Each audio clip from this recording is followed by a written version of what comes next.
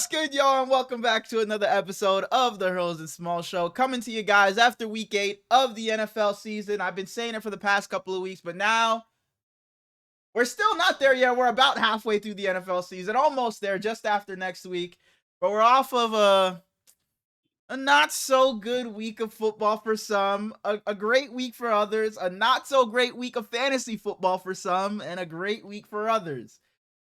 But we're here, we're living. I'm a little bit under the weather, been having a headache all day. Feel like my nose is a little, I'm a little congested, but we're here, we're living. I'm doing great. Brady looking great in that hoodie. I mentioned it before we started. How you doing, man? See, I'm doing good, but like I got this thing at work recently and I don't know why, but it seems like every day I come home with a new fucking slit in my hand. And it's That's not like a so big gash. funny you say that, because I was sending like snaps after I finished work yesterday. I was like, I'll just finish another shift, but it wouldn't be a real shift if I don't leave with a cut on my hand. Every day I leave work with another cut on my hand, literally every single day. I have one And right like here from today. I don't know if you can see. the first time I did it was right there on the crease of my middle finger and it was just gushing So blood. every time you use your hand, you're feeling that. Every single, that's terrible. Yeah. Yeah. I had to like wrap it in an electrical tape because the band-aid wasn't going to stick on. Hmm. And then I couldn't close that finger because it was disgusting. But today, boss man handed me a thing of drill bits and asked me to open it for him. And my middle finger, just the tip of it, got stuck on one and like pricked it open.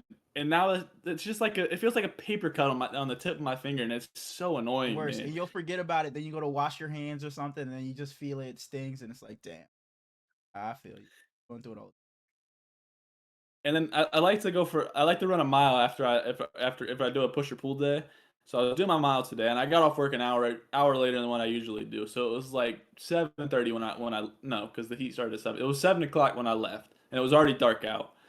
And I was at like 0.85 of a mile. Got to a part of the sidewalk where I couldn't, like, I wasn't really paying attention. Tripped on it and busted my ass, dude. And my tailbone hurts so bad right now. And I stood up, looked around, to make sure no One saw one you. saw, and just took off again. But I felt like a special. I felt like a special individual. Wow. I went to go walking today, like right after we had that conversation, we were texting. I was like, you know what? We're not starting the show for another couple of hours. Let me get up and go for a walk. Because John, my friend John, he's in the step up thing. His name is Sacred Zeus on there, I think. Hey, hate that guy. He He always got like 25,000. I was hanging with him. When was it? Him, and my brother went to Olive Garden. He was like, you've been slacking in steps lately. You ain't. That's when we went to the gym afterwards. Yes, he was like, you've been slacking in steps lately. I haven't seen you at the top anymore. What's going on? And I was like, you know what? Just because of that, I'm back. So I'm back. I'm back stepping now. You're not gonna see me under 10K. So I went for a walk today. I was like, you know what? I haven't, been walking like that much. I was like, fuck it. Let's go for a little jog, a little run, see what I can do. 15 seconds into me running, my calf and Achilles instantly started fucking burning. The one that was already giving me problems before, then it kind of went away. The second I started running, it caught on fucking fire. So I was like, oh yeah, fuck this. We're just gonna walk. I turned my ass right around, went right back home because I just cannot afford to get fucking hurt. It's like my biggest fear right now. I just cannot afford to get hurt. And the fact that the second I even tried to put any pressure and start running, that shit started hurting. I was like, I'm done. I'm not even doing it. But I still will be stepping, just not running. Bro, you are old. Old as fuck, bro. My knees are fucking awful, and I think that's attributed to me being like just super like a bigger when like obviously being bigger, especially when I was younger and I was just playing basketball every day during the summer. And me being that size, I think that just took a toll on me. And I was one of those kids, and like just growing up in my house, it's like unless it was like tore my ACL or something. You weren't if I went to my mom and said, "Mom, my knee's hurting" or something like that, my arm is hurting. She not really doing shit. She wasn't really just gonna take me to the doctor just because the fuck of it. So it's like I'm sure I've had something, a sprained knee or something. It's like it is what it is. So I definitely took bad care of my body when I was younger. I've tried to be better, especially working. I try to not lift things with my back, lift with my knees and things like that. But yeah, I know by the time I'm 40, I'm gonna be fucking hunchback, walking with a cane or something. I know it's gonna be bad. So I've tried to be better at the way I take care of my body because it's already fucking breaking down on me. It's bad. It's bad, man. It's bad. Yeah, I so can't even say nothing, man, because I'll crouch down and then to go get up, and my knees just don't want to straighten. It's just like, oh, yeah, for I'm sure. moaning and groaning every time I get up, and I'm Exactly, and it's oh, like it sounds some people be older are gonna look at us 23. stupid, yeah, because you're 23, I'm 24. They're gonna look at us like, what the fuck are these guys talking about? Y'all are so young. Like, No, what? you're not. You mean, I'm not what? You're not 24 yet. I'm 23. I'm 23. And so it's just like, what are these guys talking about? They're still so young, but I promise you, my body's already feeling, already feeling. If you're watching this episode, you're probably seeing it on a Wednesday. Maybe you're a day late and it's a Thursday. Mm-hmm. Erlen's birthday is on Thursday. If Uh-huh. you don't wish him happy birthday, I will hunt you down and probably not do anything, but And as be a far good as friend. Thursdays or Fridays episode goes, we'll let you guys know. There's just we're not sure because I may not be here, so we're not sure as of right now. But we'll let you know. Maybe we record a bit earlier, and you guys will be known on what happens. It's not Hell up yeah. to me. If it was up to me, I I'm just would kidding. I'm be just kidding. here. It's literally out of my hands. If it were up to me, I would be here. Before we get into football, last thing. We 3-1, baby. The Heater looking Oh, fucking good. reverse that record, and there go the Boston Celtics. There go the Oh, Boston. 1-3. It is what it is. AJ DeBanza, Darren Peterson, Cameron Boozer. Welcome to Boston. And it was like Norman Powell's hooping. That's the reason our offense looks so good. He didn't play today. Pele Larson started over him. And it didn't matter. That offense was just, Did you guys play? man. Charlotte. Okay, I know you said LaMelo was like cooking you guys, so you guys ended up winning. Yeah. Huh. He hit like 5 threes in a row, and it was like, Okay, congrats. It won't amount to anything at the end of the season, but congrats for now. Congrats for now. just a finals win. I'll let you be on your little high for now. But one thing before we get into any football, this past weekend, I got my ears pierced. I don't know if you can see. I got my Oh, ears pierced this man. past weekend. Yeah, and it wasn't that bad. Like it didn't really sting, but it is kind of like there have been a couple of times where I go to itch my ear and I've damn near fucking ripped the earring out of my fucking out of my ears. It's hurt a little Both bit ears? just because I've gone to like itch it or something. What'd you say? Both ears? Yeah, both ears. Yeah. Yeah, I've Okay. been saying this was something I was gonna do for a while. My brother has his pierced. Most of the people I know have theirs pierced. So I was like, you know what, fuck it, I'm gonna do it for my birthday. I was like, you know what, I'll go and get my right ears pierced. And then my brother asked me about a tattoo, and I was like, I'm pretty far away from that. I don't know if I'm in tattoo territory.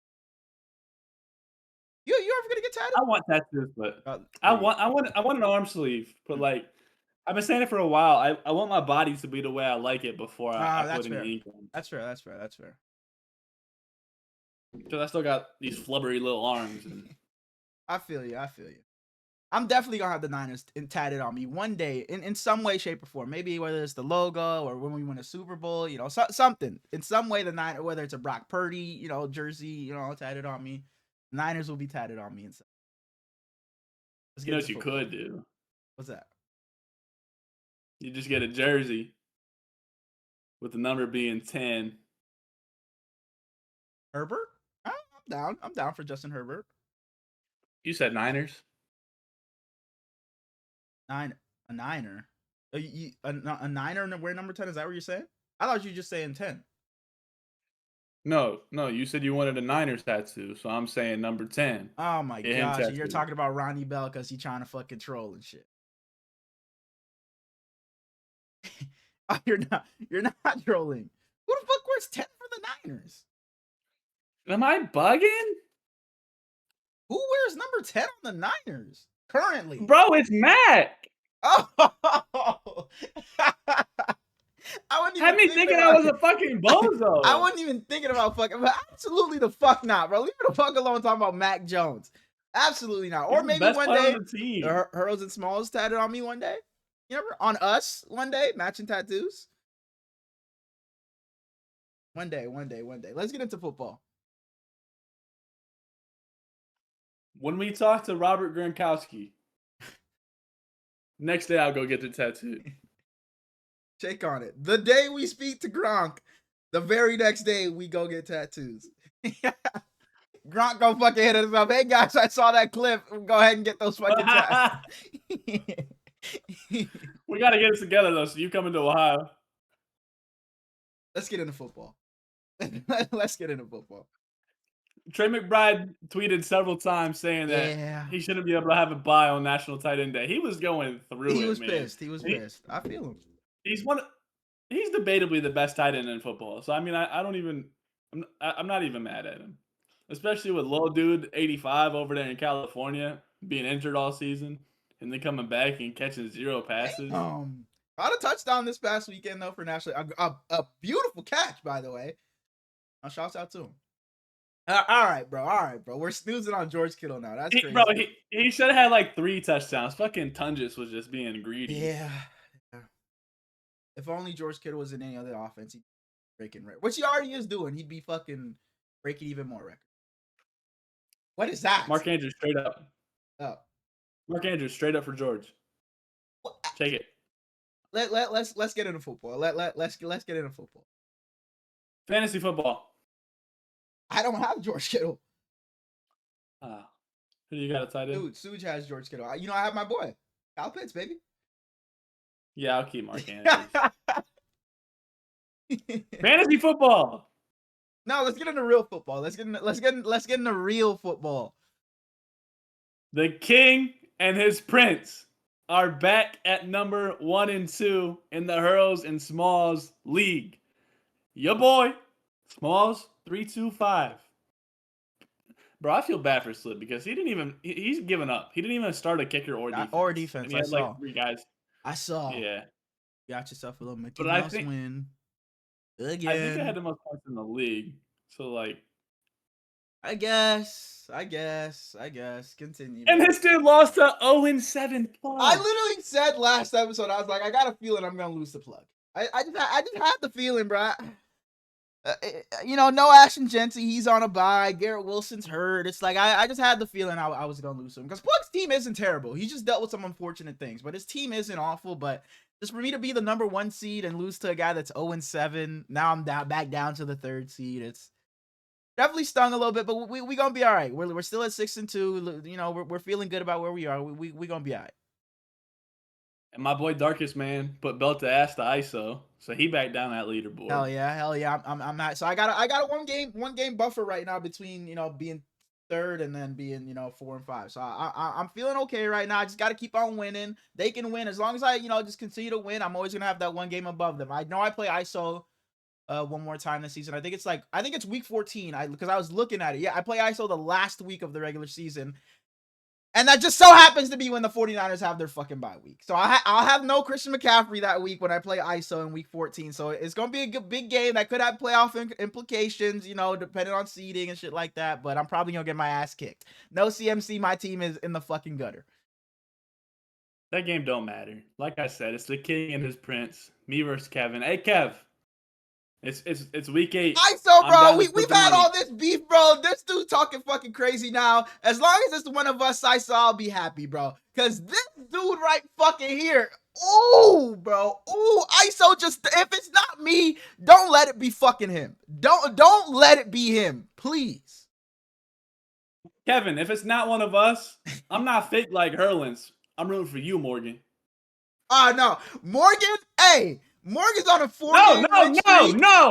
0-4. I picked Morgan. 4-4. Joe picked Morgan weeks ago. By the way, happy birthday, Joe. Happy birthday, Joe. I know when this is dropping, it's not your birthday anymore, but happy birthday, Joe. But what'd you say about Joe? Happy birthday, Joe. My assistant commissioner. Love you.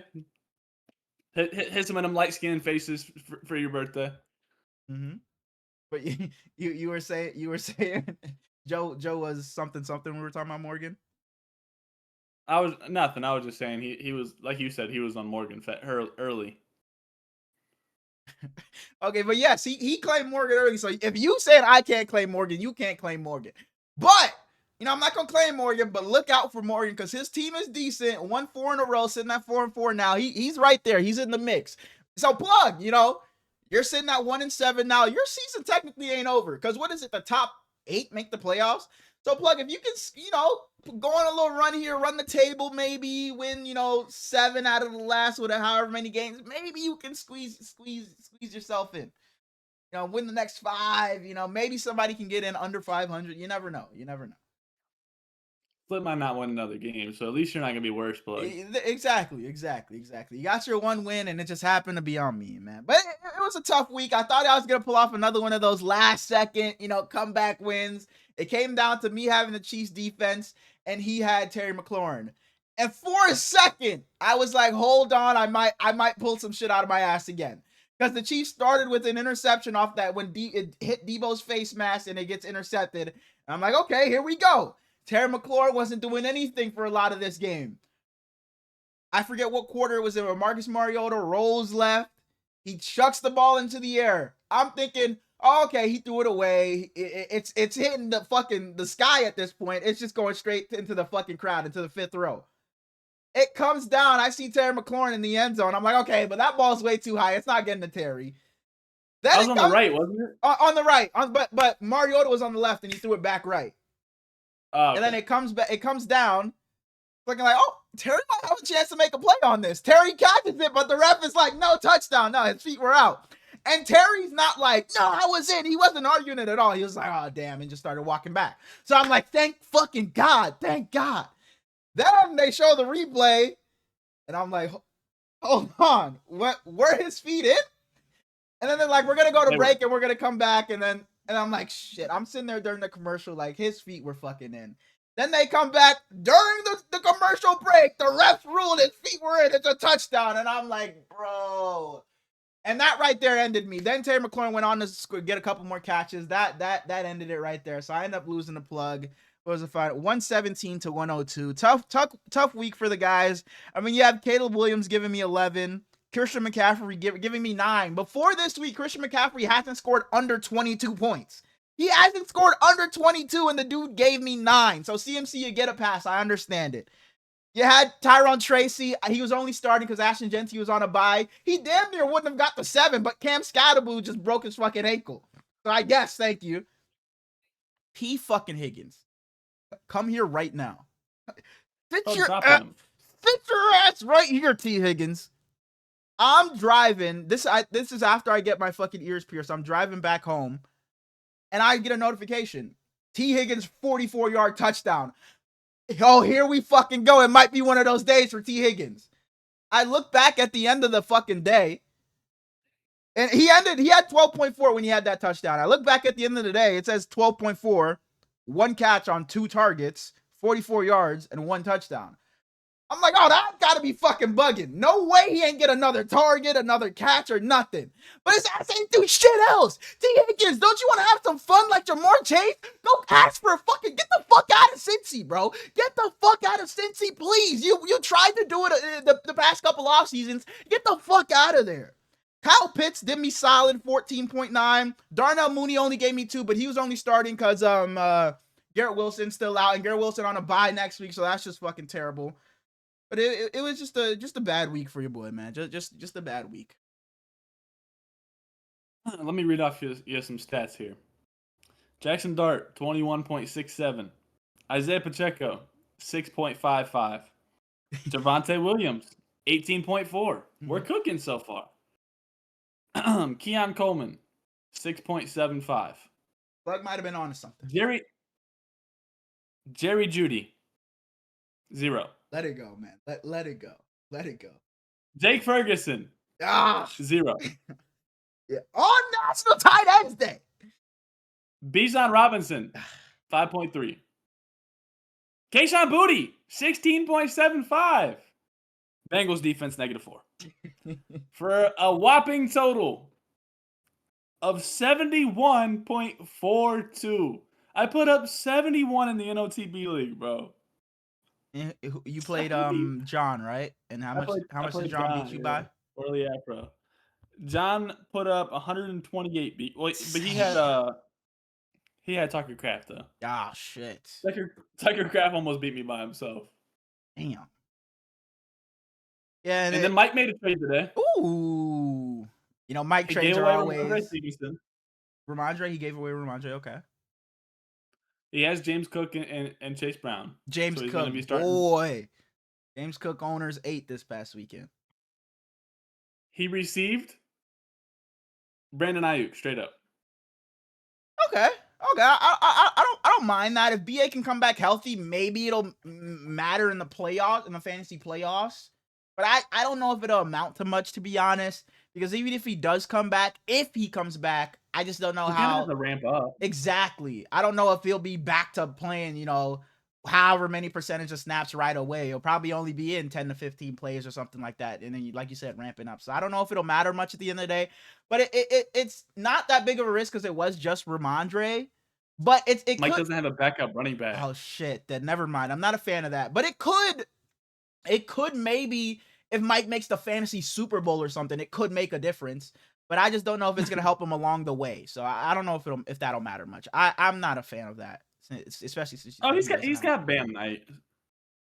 I guess I just don't know if BA is gonna return the value. Maybe if it's a dynasty league, I like that. You get BA for next year, but I'm not a huge fan of that. It's a whatever trade though. He's got 4 running backs on his team: James Cook, Chase Brown, Bam Knight, and Nick Chubb. Nick Chubb, man, would have thought he was back. And In he can't even Cleveland the put way he is right now. Brandon Ayuk in IR because he has Darren Waller and Mike Evans in So his IR. he's taking up a roster spot. Brandon Ayuk is taking up a roster spot. Just drop Mike Evans. He's not coming back. No, I feel him. He wants to get him the ring, though. I respect it. That's how I am. If you get hurt for us, we're getting you the ring. We're not just gonna cut you. We're not dirty like that. We gonna get you the ring, man. I respect it. Cam Scatterbo got cut immediately from me. Wow. Wow. Unless I need an IR spot, that whoever got hurt with me is staying on the roster. Like when Nick Chubb broke Marion Hampton was in my IR. when Nick Chubb snapped his leg in half, he stayed on my roster that entire year. He was riding with us. We didn't give him the ring, but I usually do. I just don't want to be that dirty GM. I want players to come back and want to play for me. I was talking to Mike a few days ago. He goes, "Hey, Smallz, you and Mike Evans, your team 5-2. You got time to let him heal." Was this on stream? I swear I remember hearing that. Oh, it might have been. I don't know. I swear I remember hearing that. Like funny. But in my other league, I ended up winning in this league because I had Saquon, who I didn't want, but he just ended up falling to me. He had 46 in this league. I had Chase Brown, who did pretty well in this league. I have RJ Harvey in this league, who did pretty well for me. And on my bench, I have Puka, who was obviously on bye. I have Ricky Pearsall, who hasn't played in a little bit. And I have Garrett Wilson, who was hurt. So, when we get back healthy, we're going to be pretty solid. We ended up winning this week. We're sitting at 4-4. Should be 5-3, but the Dalton Kincaid week, I'll continue to bring that up until if I don't win, that'll be the reason why I didn't win this league, because of Dalton Kincaid. That's what we're going to say. But, this league, we were talking in the chat That was earlier. your fault. This league is kind of shit. So, it's 2 guys. The first place is 6-2. Second place is 5-3. Then it's 4-4 teams. Then the rest are 3-5. So the worst person is 3-5, and second place is the second lowest scorer in the league. The guy has 5-3 at second place.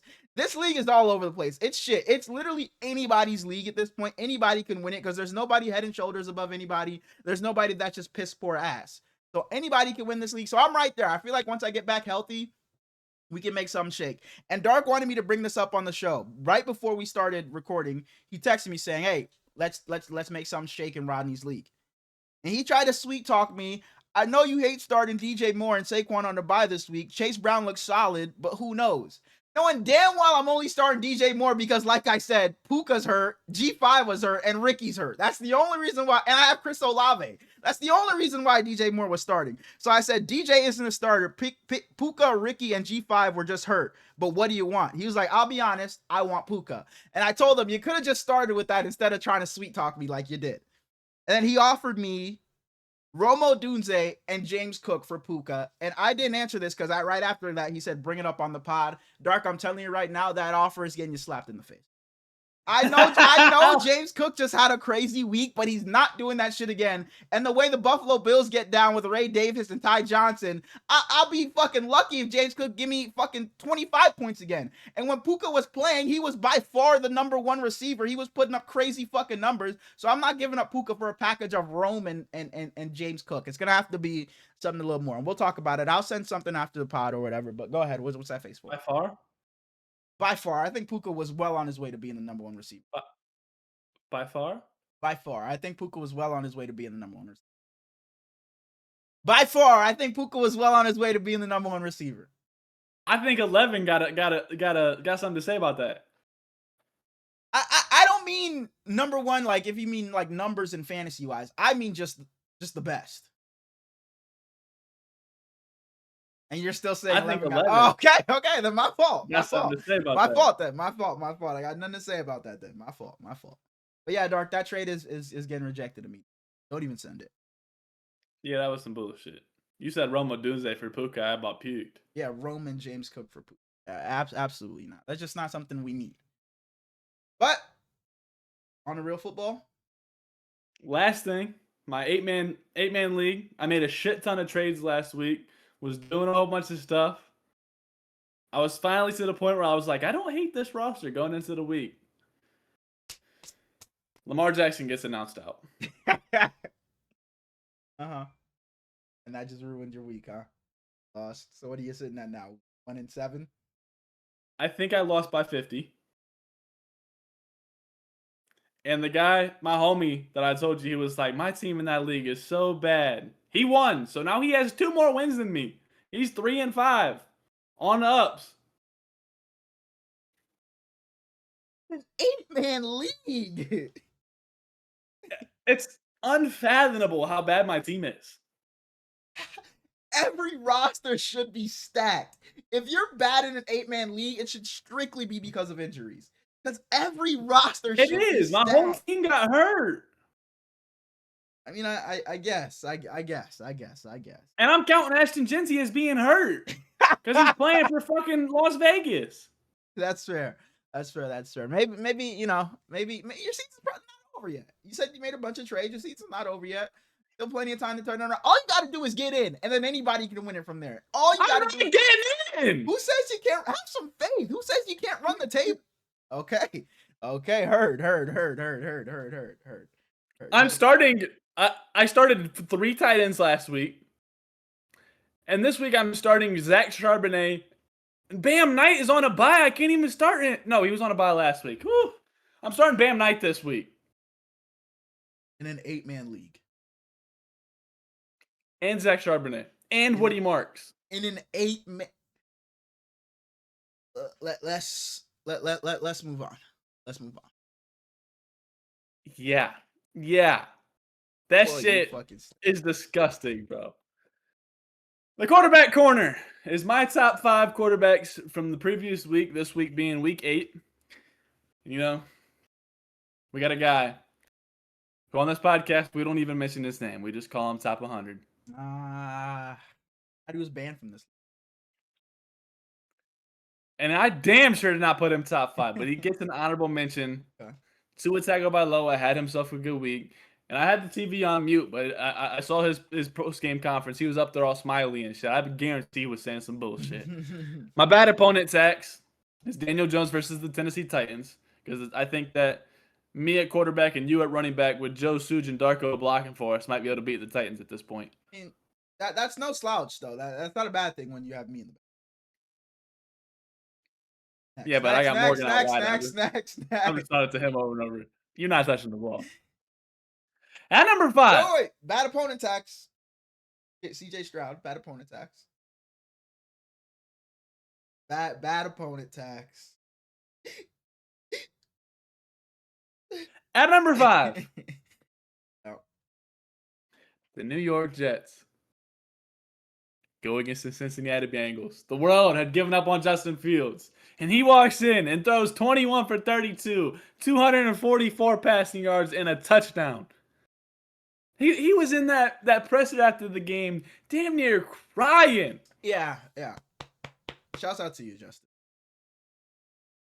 I love me some Justin Fields. He had one of the best weeks in the league, and 244 yards being one of the best games in the league.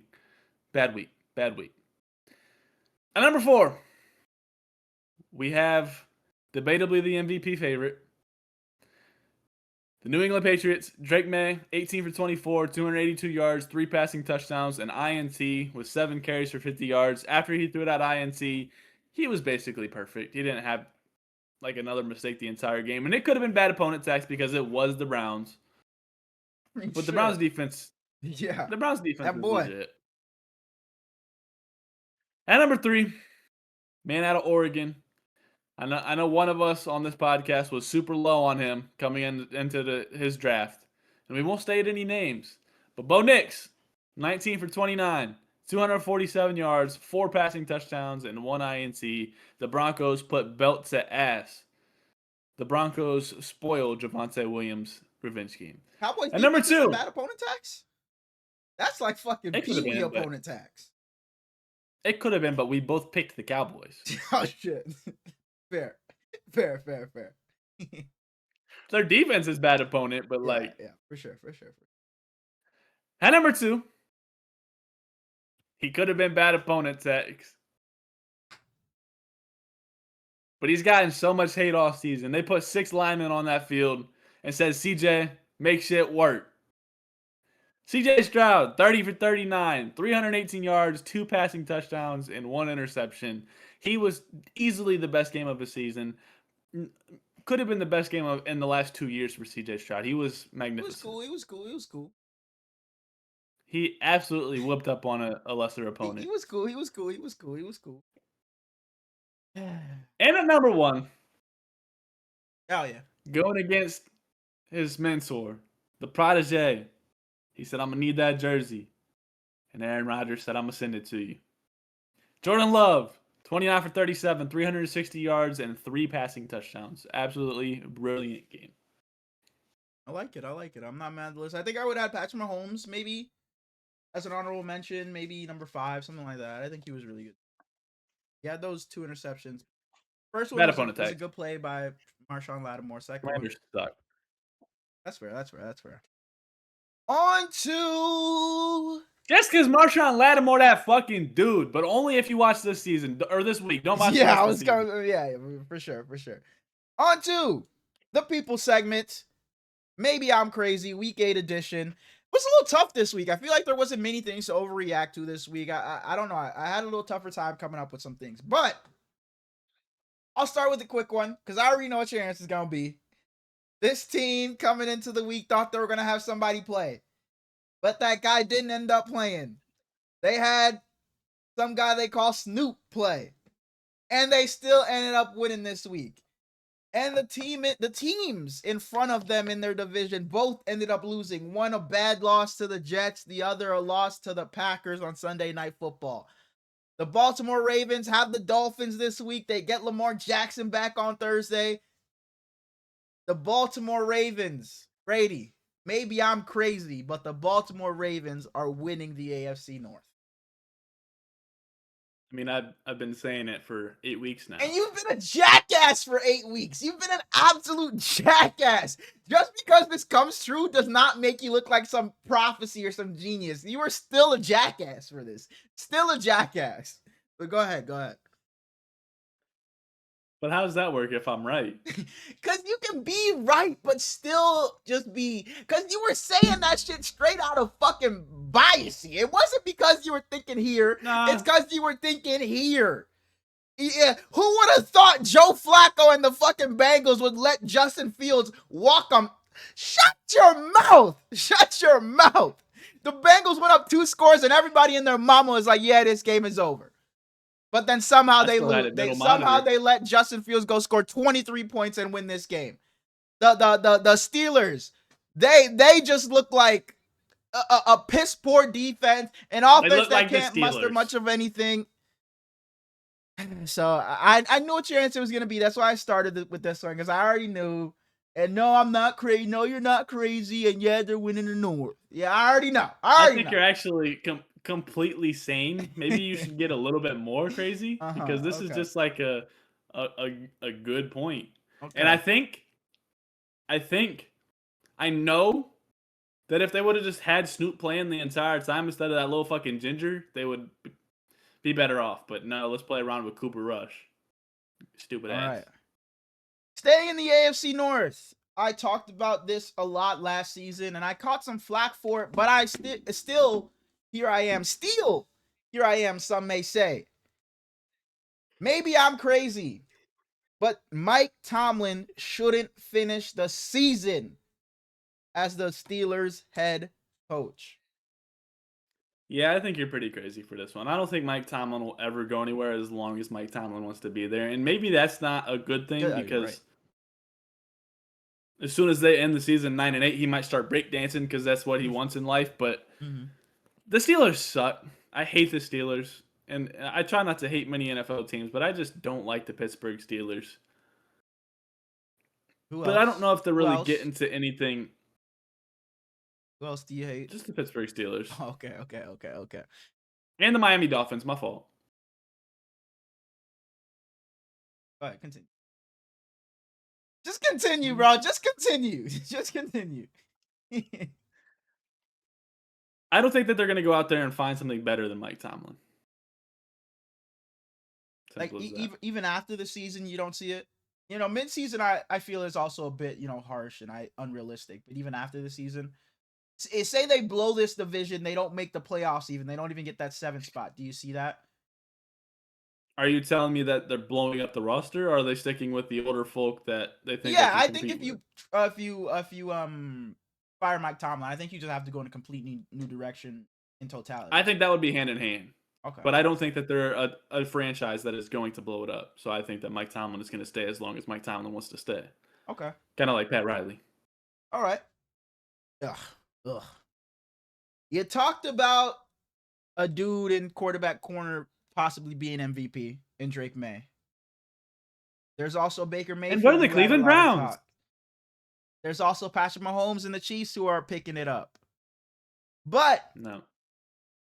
Maybe I'm crazy, but enough Don't you enough. even take my take. Don't you even take my take. To give it to a non-quarterback again. Maybe I'm crazy, but Jonathan Taylor will win the MVP. So you're not grilling this one. Wow. Well, who knows? It's just an overreaction. This isn't something, you know, I don't necessarily think this. This is just an overreaction for you to decipher. I won't say anything. I'll stay quiet. We'll keep that for later. You just do your thing on this one. I don't think you're crazy at all. I think if it was a stronger quarterback season, then probably. But like, love Drake May. He's in the MVP race for sure. But I don't think he should be winning it. What Jonathan Taylor is doing behind Quentin Nelson and the rest of them linemen is masterful, dude. It's been 2012 was the last time a non-quarterback won it, and it was Adrian Peterson. Your boy. And maybe you should say Saquon could have had it last season, but Jonathan Taylor. And then CMC the year before. I think that we're looking at 3 straight years where a running back should have won it. I would give it to Jonathan Taylor, so I can't say you're crazy whatsoever. But it's like, you know, they're not gonna like the offensive player of the year is just the skill position MVP because they're not exactly because they're never gonna give it to a non-quarterback. Okay, because Baker kind of has his case has kind of fizzled out these past couple of weeks. You talked about Drake May already. Patrick Mahomes is getting hot as of late, but like I really think the front runner should be JT as well. And I definitely said I wasn't gonna say anything, but hey, what's that? What week is this? Week 8. So we're going into week 9. Yep. So that's 9, 10, 11, 12. No, 13, Lamar Jackson's 14, not getting 15, the MVP. 16, No, 17, he's not. 18. No, he's not. 10 games. And Lamar Jackson is going to be our national football league most valuable So player. just fuck the other games he's played in, huh? Just fuck those games where they just weren't winning shit. The advanced analytics like him. So. Oh my fucking goodness! Shut your mouth. All right. Next. Demon is home, baby. Let's go. Lamar Jackson is going to be on my screen on your happy birthday, Hurlins. For your birthday, you get to watch the best player in football. Lamar Jackson was actually, I don't know if you've seen it, like he was at some food truck that his high school friend, his homie, yeah. Yeah, and my friend that I be talking about all the time, the guy that's on my lock screen, he went to Boynton High, the school that Lamar Jackson went to. So I was asking him, like, you know this guy? And he's like, yeah, I knew them, whatever. But that's like literally a two-minute drive from my house. So I could have went over there, got some food that same day. I could have seen Lamar. I would have said, yo, Lamar, Smallz is like your favorite fan. He's your biggest fan. Say what's up. But I just missed out, so I'm sorry. I'm sorry. So, I apologize. so you see Lamar Jackson. I'm not mentioning you. No, I'm not. I'm not even You gonna see think in the moment to call you. No. you see Lamar Jackson. You call me or Rod. Oh damn! Damn. Because he's a bigger Ravens fan than me. Exactly, but I think you're more of a just a Lamar guy. But he's obviously the Ravens fan. I think I would call Rodney strictly because it's like if Rodney's home, he may be able to get there real quick and maybe, see Lamar. If I call you, it's like you're just gonna be on fucking FaceTime, just Lamar, I'm a big fan. Like literally. If I call Rodney, he may be able to get there, pretty quickly. But maybe I just make a group chat. Hold on, Lamar, I'm on my way. I'll make a group chat and then I'll just call you both at the same time. Moving on though, this one hurts me because last week I was like, this team is back. This team is back. But then they went into this week, into week 8. They got even more injured. They lost. Yes, sir. You're crazy. The 49ers, maybe I'm crazy, and I don't think I am anymore. Maybe I'm crazy, but the 49ers would be on the outside looking in of the playoff. So every time we talk about this franchise, I look at you, my good friend Herlin. Oh my gosh, who's that quarterback? Who's that quarterback? It don't fucking matter who's that quarterback, man. This team is too fucking hurt, bro. This team is too hurt. I don't know what the fuck is going on anymore, bro. It's fucking ridiculous. It's ridiculous. They showed a stat in the middle of the game. It was like 2,000 plus missed games between players since Kyle Shanahan has been the coach of the Niners. There's only 17 games in a season. How do you manage to have 2,000 missed between your players? That's insane. Sorry, this is your time to talk, not mine. Go ahead. I don't think you're crazy at all. As much as I want to say Mac Jones can lead to the promised land, it's like Keon White might come in there and change things. I mean, maybe. No Nick Bosa. He's no Nick Bosa because he didn't go to Ohio State. Coming off of Sunday Night Football when we beat the Falcons, I was like, hold on, maybe we might be able to, keep the ship steady. But then we go and lose in the fashion and the way we looked against the Texans, and even more injuries pile up. Shit, bro. Even more injuries pile up. I don't even think with the reinforcements coming back, it'll matter. With BA coming back, Ricky, Brock, I don't know if it'll matter. And the Seahawks and Rams being better than us, it might be over. Especially if Brock comes back. All right, bro. Fuck you. Moving on, bro. Moving on, bro. Because we'll have the 4 division winners. We'll have the Rams, the Packers, and the Vikings. Shut your mouth. So the Seahawks don't get in. The Seahawks are winning the division. Oh, okay. You said the Rams, the Packers, and the Vikings. Well, shit. Maybe the Niners do get in. If it's up to the Vikings, maybe the Niners get it. So fuck that. I am crazy that a motherfucker. What's the handshake? What's the bet? Better record? What are we betting? Finish over, y'all. We already did that though. We already bet that. Oh, we did. Oh, okay. I'm sticking my hand out. Last one, I think. Last one. Maybe I'm crazy. And you say daddy's home. Sorry, go ahead. Maybe I'm crazy. But both championship games will be one team from the West divisions and one team from the East division. So, for example, in the AFC, it'll be Chiefs Bills. In the NFC, it'll be Rams Eagles. You know what I mean? In both, it'll be East and West divisions in the championship. Oh my gosh, I'm asking the wrong guy. Hey, bro, anything to do with playoffs, I can't even fucking bring no more. I can't even fucking bring it. Go ahead. Tell me why I'm crazy. The people already know, but go ahead and tell me why. I think a championship in the NFC without the Lions would be absolutely bizarre. Really? So you'd be shocked if it was Eagles Rams? Extremely shocked. Really? I wouldn't be. But you wouldn't be surprised if it was Chiefs Bills though. Yeah, I would think that I was in some kind of like hell. Okay. All right. Well, that's all I fucking got for this week, bro. I'm fucking done with this guy. I'm not bringing up anything playoff related, anything Ravens related, nothing. I'm fucking done. That's what we got for this week's edition of Maybe I'm Crazy. So you want to get straight into it? You want to start some reviews? What's the plan here? We'll get into what I brought for this week's episode. It's gonna be quick. It shouldn't take too long. But as you guys can see by the title, it's Contenders or Pretenders. We're 8 weeks into the season, almost halfway through the season. We have a good gauge on most of these teams. I obviously didn't bring, the Eagles or the Chiefs or the Lions.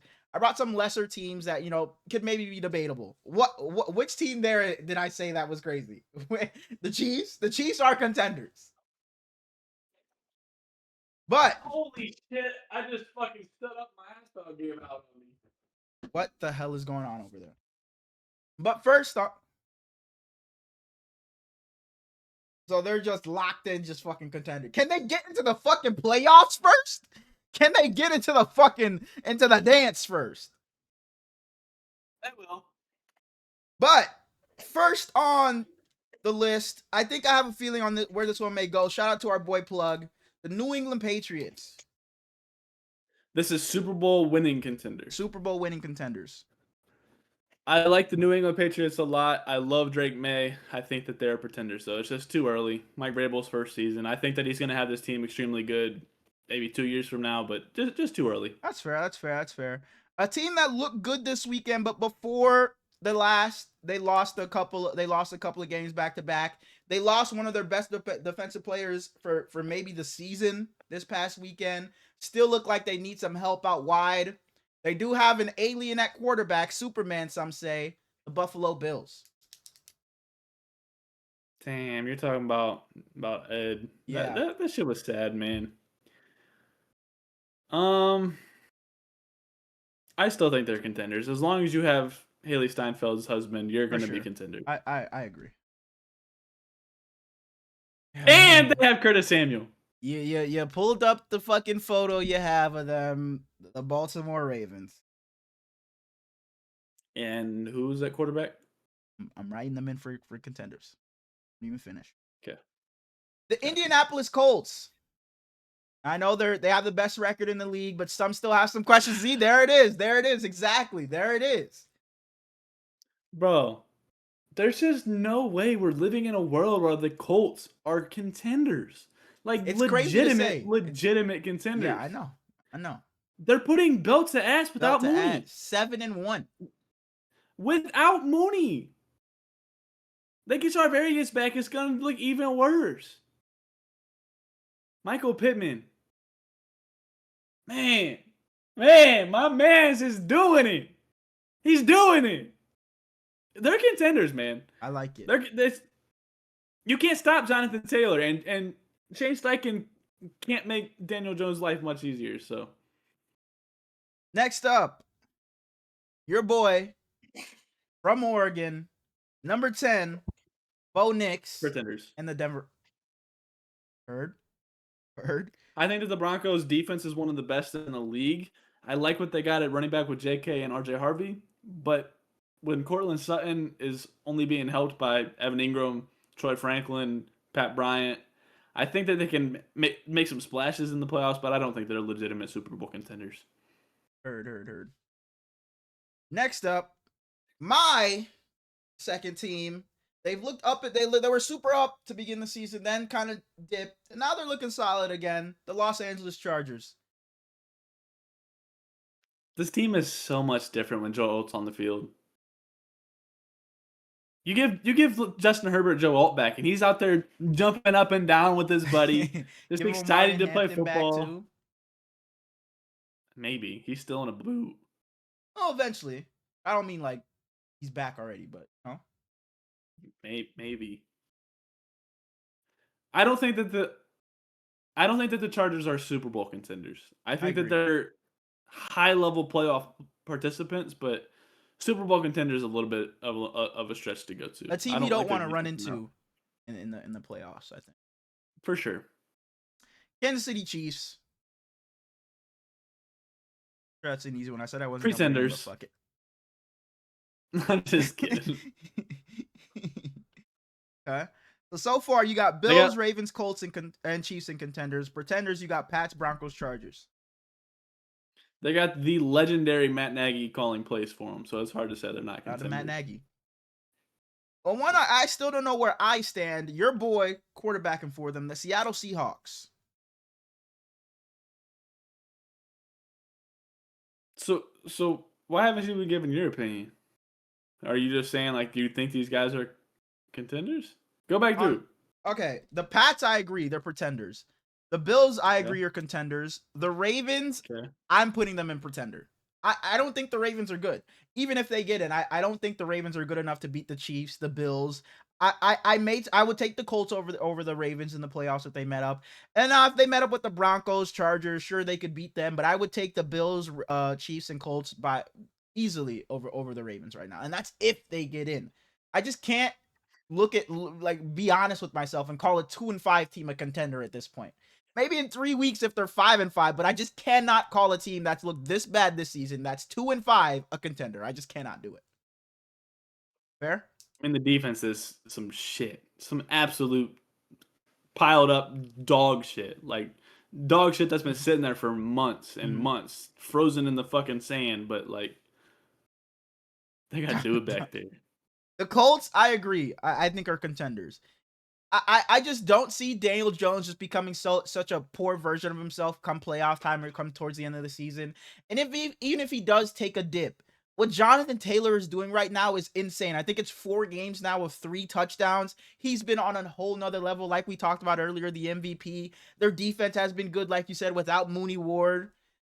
The Colts are there's no glaring flaw in on this Colts roster. They've been playing some damn good football. Their only loss is a game where A.D. Mitchell dropped the ball before the end zone, then had a holding call on another touchdown. So they're 7-1, the best record in football. There's no way I can say they're a pretender at this point. Plus, they got Cam Bynum, and Cam Bynum just a winner. Sure. The Chiefs, easy contender. I think that doesn't need much to be said. The Broncos are the one team where I'm kind of wavering. I want to put the Broncos into contender. Bo Nix looked really good. He had an interception early, but then he looked good throughout the rest of this game. I think if you asked me and I had to make a decision, I would put them at the very bottom of contender. Their defense is just so damn good. They can get to the quarterback no matter who they're playing. Nick Bonito and the guys on defense, their defense is stacked.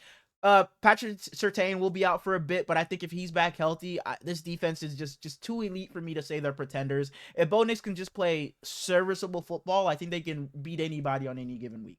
The Chargers, I definitely agree, are pretenders. If you would have asked me after 3 weeks, I would have said they're the best team in the AFC. But after what I've seen for a little bit, I just can't put them into contenders anymore. They're just a bit too beat up for me at this point. And I don't know if Justin Herbert's going to be able to just backpack this team for the ride along, to a Super Bowl. I got them in pretenders as well. Now the Seahawks, I'm going to put them in pretenders. But if you told me, if I looked into the future, into a magic ball, and Sam Darnold was there in Super Bowl weekend, I would not be surprised. I wouldn't be utterly just shocked. But I just think they're in another class when it comes to the really top dogs of the NFC. Are they really going to go on a playoff run where they beat the Eagles and the Lions or the Rams and the Lions? I don't know about that. Maybe one of them, but I don't know if they can go on because I don't know if they win a division. I think that goes to the Rams, especially if they don't win the division. I just don't know if they knock off 3 good teams on their way to the Super Bowl. So give me the Seahawks as pretenders. I think they're contenders. I think the defense is strong enough for the offense to hold up. And they got 11. Yeah, and their run game gotta get consistent. Next, I just talked about them, the LA Rams. The Rams are assuming Puka Nacua is on the field, are absolute contenders. Jared Verse is a maniac. They got Byron Young out there. The defense is one of the best in the league. Plus, they have Matt Stafford in his offense with Devontae Adams there now. Matt Stafford's having the best season of his career, bro. It's crazy. legitimately, after all offseason, it was like Matt Stafford's career might be over with this back injury. He just comes out and is doing Like this. this is Matthew Stafford. Like was kind of always like, is he a Hall of Famer? Is he not? This season is like stamping him as a Hall of Famer. If the Super Bowl already didn't, but this season, him putting on the best performances he's ever had, I think he's a lock for the Hall of Fame at this point now. I think the Super Bowl did it. Last one. I don't even know why I brought them. I know where they're going. The other team in the NFC West, San Francisco. I don't think that the Cardinals are contenders at this point. I think that the Niners are closer to the Cardinals than they are the Rams or the Seahawks. Now I think that's some jackass shit. Now that I think is some jackassery. You know, I'll say I agree we're pretenders, but closer to the Cardinals than we are to the Seahawks and Rams. Both teams we beat already, I think is some jackassery. But I digress. Beating a team when you had Fred Warner and Nick Bosa is completely different than beating When a we team also when you didn't had... have our starting quarterback, didn't have our starting tight end, didn't have Nick Bosa for the Charger or for the Rams game, didn't have Ricky Pearsall, didn't have Jawan Jennings. What do you say? It was Kendrick Bourne who lit up the Rams for 150 yards. It wasn't CMC. It wasn't Would you trade Jawan them all in Jennings. for Fred Warner back? Yeah, but what is that supposed to mean? If that's your argument, I agree we're pretenders, but that argument I think is flawed. Because we beat them when we had Fred Warner and Nick Bosa. We beat them when we had Fred Warner, as if everyone else was Fred, healthy. man. Who are you telling, man? Let's move on, bro. Let's get into football. I think the 49ers are pretenders because they're going to bench Mac Jones. I'm wondering how long you're going to keep this fucking bit up, bro. I'm getting fucking tired of it. I'm getting tired of it. What do you mean bit? Just shut your mouth, bro. Let's get into football. The Dolphins go into Atlanta and win 34-10. Top 100, might be top 95 now, but he went against the top 200. And I saw the quarterback matchup for this game, and I said, I do not need to watch this absolute bullshit, especially when Drake London is also not in the game. Bijan Robinson's giving me 5 fantasy points, and he had a fumble on this shit too, right? Like, what am I watching this for? I don't care. Achane was really good. Yeah, This was Tua's first quarter touchdown pass in the last 13 games. Wow. Yeah, it wasn't a fun game to watch. Kirk Cousins was absolutely putrid. He was making mistakes that a fucking rookie would make. Like he has been for a long time. Kirk Cousins was bad. A bad defense, and the Dolphins played well. They sold out to stop Bijan, and it worked because Kirk Cousins wasn't going to beat them. We can move on. This was Kirk Cousins. As a Kirk Cousins guy, man. I was like, Kirk, come on, man, come in here, put on maybe not put on a show, but just show you have something left. Maybe a team that has a quarterback that gets hurt will trade for you later in the season. Maybe you'll play for somebody next year, but we can move on. Kirk, I love you, bro. Go into fucking. You realize he's commentary. He's below Carson Wentz. Go into commentary, Kirk. Become an analyst, but. I would love Kirk the commentator because I like Kirk the person. Football field, it might be over for you, Kirk. I love you, man. I would rather slam my head against the wall 100 times than watch Kirk Cousins play quarterback, though. Wow. We have the Chicago Bears going into Baltimore and losing 30-16 to the Snoop Huntley-led Ravens. What an awful loss by the Bears. I mean, what a terrible loss. We hear Lamar. What a great loss. Lamar Jackson isn't going to play, and the Bears have to be licking their fucking chops. It's like, oh, wow, we get this terrible defense without Lamar Jackson. We know we can come in here. We're on a 4-game win streak. We know we can come in and beat this team. And you come in and lose to Tyler Huntley 30-16. Nope. To Snoop Huntley, sorry, 30-16. I mean, Caleb Williams, I was giving you praise a couple of weeks ago. You've regressed heavily in these past couple of weeks. You've been bad. He had 2 intentional grounding calls, plays in this game. He had that interception inside their 10-yard line. Caleb was bad at the end of the game. I mean, it wasn't going to mean much because they would have gone for the onside anyway. But after he threw that deep ball to DJ Moore, they had 4 chances from like the 5-yard line and still couldn't punch it in. I mean, the Bears offense was anemic in this game. Caleb Williams, you gotta be better, bro. I don't know. Don't do it. Don't. I saw you fucking smiling. Go ahead. Go ahead. Do it. Go No, you ahead. can't win it with anemic twice 2 weeks in a row. Oh, that was last week's? I didn't even know. Yeah. Oh, I didn't even know. Okay. Good. But yeah, Caleb Williams, you gotta be better, bro. I was praising you a lot, and you just have not been great these past couple of weeks. But the Bears have kind of been winning. Let me not say in spite, but they've kind of just been propelling He Caleb said, Williams "Go up. ahead, I already know it." Because I saw you smirk and I was like, okay, here we go. But the Baltimore Ravens defense, before the bye, they played the Rams and they held the Rams to like 17 points.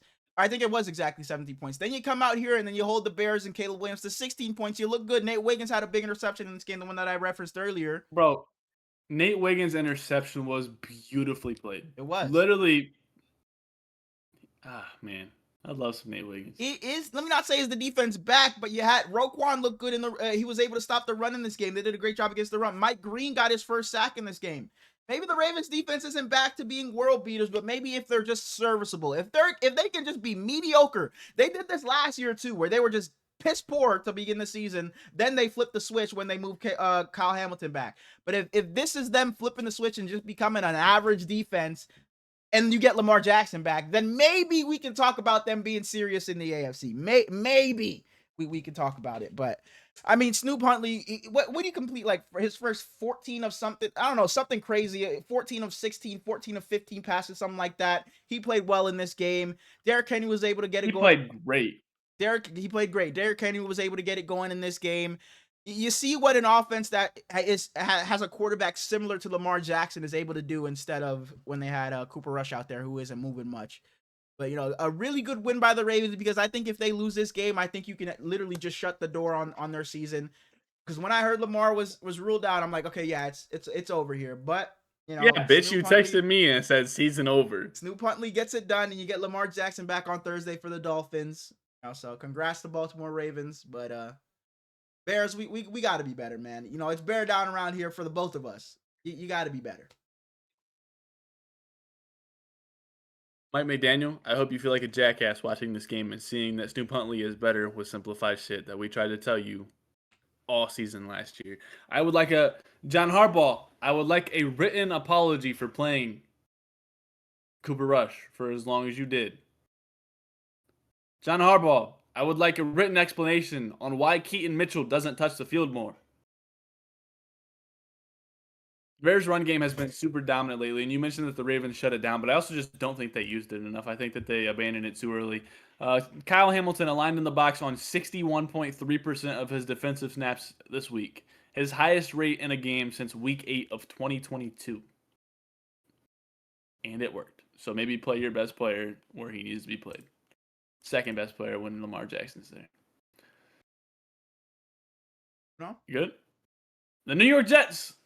The 1-7. The 1-7. The 9-winless. Someone's had to go.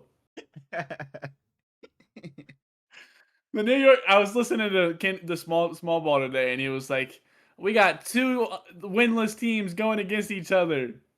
And I just thought of you immediately, man. I thought you were gonna say he said it. I was gonna say no fucking way. The Jets go into Cincinnati and are down 24-13 at halftime, and come back and Breece Hall throws the game-winning touchdown. You lose in a game like in that fashion to a Breece Hall fucking touchdown, bro. It's just disgusting. Just absolutely disgusting, bro. The Cincinnati Bengals, if you win this game, you go to 500. You go to 4-4 if you win this game. You're thinking we're 4-4. Okay, Joe Flacco, now just be 500 the rest of the way, and maybe Joe Burrow can come back and do the rest. Now you're 3-5. And you had the Steelers lose this week. The Steelers lost. It was right there for you guys. And it looked like for the majority of this game, wow, the Bengals are about to rout them. Maybe Joe Flacco, I guess this wasn't on Joe Flacco, but Joe Flacco turned this team around. He turned this offense around. They got something going. They can be competitive. And then you let Justin Fields turn up and get where I have it right here. Allowed 3 straight touchdowns and 2 2-point conversions. How the fuck do you allow that Justin Fields, first of all, it was Justin Fields who was coming off of bad games. Justin Fields who was coming off of his owner talking crazy about him. Justin Fields who was without his number one receiver. Justin Fields who was without his second receiver. And you let him walk it down on you 3 times, get 3 touchdowns and 2 2-point conversions. How do you manage That's what that, he Cincinnati? does. Shut your mouth. Shut your mouth, because that's not what he does. Like, you had a chance to get to 500. Joe Flacco got this offense going and this team rolling, and you just blow an opportunity like that, man. Zach Taylor, we will be seeing you after this season. I don't give a rat's ass that Joe Burrow's been gone, but we will be seeing you, because this is an awful, awful loss. And the Jets, it wasn't only Justin Fields throwing it. They had 254 yards on the ground. Breece Hall had 133. Isaiah Davis had 65. Justin Fields had 33. Isaiah Williams had 25 on 1 carry.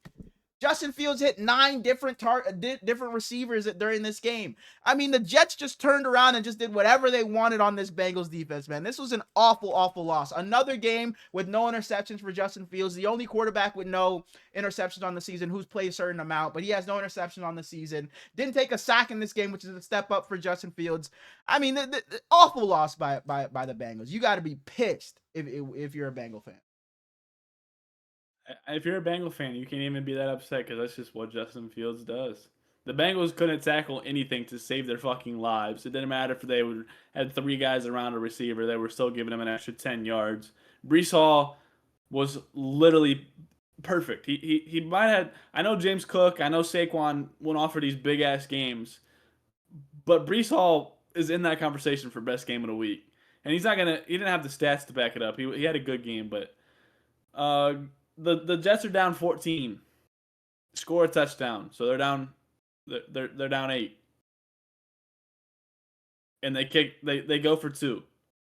Would you have gone for 2? I like it. I'm a fan. Would you have done it? Would I have done it? Probably not, but I'm perfectly fine. I understand the rationale, because now it's like, if we get this 2, either way, it's a 1-score game. But if we get this 2, now a touchdown puts us up. Our next touchdown puts us up with just the extra point. So I like it. I don't hate it at all. Me personally, I'm a conservative guy. I'm not really going for 2 often. I'm not a Dan Campbell type of guy, but I don't hate it at all. If Garrett's not playing, I need the ball at least 20 to 25 times. I hate losing, but if we lose, I want it to be on me. I want to go out swinging. Shout out Breece Hall. Yeah. I was going to say, because nobody else on that team should be saying some shit like that, so it had to be Breece. Jarvis Brownlee has made a shit ton of plays since he became a Jet. The Titans gave up on him for literally no reason. He's been cornerback 3 for them pretty much the entire time. Azaria Thomas and Brandon Stevens played 100% of snaps the last 2 weeks, and they have both been solid. Jermaine Johnson completely changes this defense when he's out there, and he backed Fields big time after this game. A guy that the Niners should try and trade for. He's not going anywhere. That's outside noise at the end of the day. Yeah. I get that he's the owner of the team, but it's outside noise. I love it. How are you letting your quarterback that you paid say you're outside noise? Woody Johnson is a fucking clown. Like, I don't care if my quarterback went out there and fucking was 0 for 30, 10, you just don't say some shit like that about your quarterback. I mean, how do you expect the head coach to win with a quarterback? Like, how do you get up there and say something like Jerry Jones and his crazy ass wouldn't get up there and say something like that? That was shocking. And I'm so happy for Justin, hearing him like crying in the closet and shit like that, man. That definitely, hit me, but I'm happy Justin played well. And I'm happy he was able to shut up his owner for at least another week, because if Tyrod Taylor isn't hurt, who knows if Justin even plays in this game? So, not happy that Tyrod Taylor got hurt, but, it happened for a reason, I guess. Shouts out to you, Justin. The second time in Tyrod Taylor's career that he had to get hurt for a Justin to prosper. Justin Herbert? Is that when he had the shot, the punctured lung or whatever, when the doctors yeah, that shit was crazy. Yeah, I love Justin Fields. Yeah. He was good, man. He was great in this game, but hopefully you can keep it up, Justin. That's all I'm gonna say. Not gonna. You said Jerry Jones wouldn't even do something this crazy. I don't think he would. I think if he had a normal quarterback and not Dak Prescott, not Dak. Sure. he would. I wouldn't put it past him. But he hasn't done it. He said that about Dak. Dak gonna go up there and slap the shit out of him. Oh, Dak's a nice guy. I don't know if Dak's doing that. I don't know if Dak's doing that. Dak seems like a nice guy. I think he'd go the same route. I think he'd go the same route as Justin. I think Dak should look at him and say, "This dude a fucking jackass." He should. He should say that right now, even though he hasn't said that about Dak. He should still say it. But I don't think Dak would do it. Too great of a guy. I know him personally. He's too great of a guy. The Buffalo Bills go into Carolina and put absolute belt to ass 40-9. We don't need to talk about this game because Andy Dalton is as good of a quarterback as Herlins Pierre could be, which is pretty much absolute dog shit. Hey, bro, I'm telling you, because Morgan texted me. I don't know if I told you. I think I did. When we were talking about like who would play which position, he was like, "Oh, I'm down to be on the Hurls and Smallz fantasy team, but neither of y'all for damn sure are not quarterback." So I was telling him, bro, hey, I'm gonna have to go throw the football around. Bro, you're not our quarterback. Go to the field and show y'all, bro, because I would be the quarterback of our team. I'm being like dead serious. Me too. Dark and Suge have seen. We've tossed it around, played at the park. They know. I would not that I'm fucking Tom Brady or anything, but I'm for damn sure I'm playing quarterback on this team. For damn sure. So I don't know when it is, but me and my brother, I'm going to tell him, yo, let's go to the park. Or me and my friends, let's go to the park. Let's go toss around the football. And I'm going to record it. And y'all go fucking see. I'm going to have him run some routes. I'm going to be tossing it around. And y'all going to see I'm going to be the quarterback of this fucking team. And I am dead serious. Let's move on. You can be dead serious and be dead wrong. Okay. All right, bet. That's all I got to say. I'll let my play do the talking. That's what you say when we talk about a 1v1, when you get your ass whooped. I've said I would lose in a 1v1, but it's not because you just fucking good or anything. I just don't hoop. I don't either. Well, motherfucker, I haven't hooped in fucking 5 years. I literally don't hoop. Like, I stopped hooping, period, fucking years ago. You've hooped more recently. Over that little ass. Move on, bro. Move Kevin. Move on. Like I'm Simone Fontecchio. Simone Fontecchio been so good, bro. Yeah, my Heat fan friend says he loves him. You have more than one? Are you I live in Florida. I know a million Heat fans. Andy Dalton, some shit. Josh Allen's 44th scramble was his first sack of the season. Shout out to Nick Scowerton. Tripping is a silly penalty. They called that on Nick Bosa. Ed Oliver, torn bicep. You mentioned that.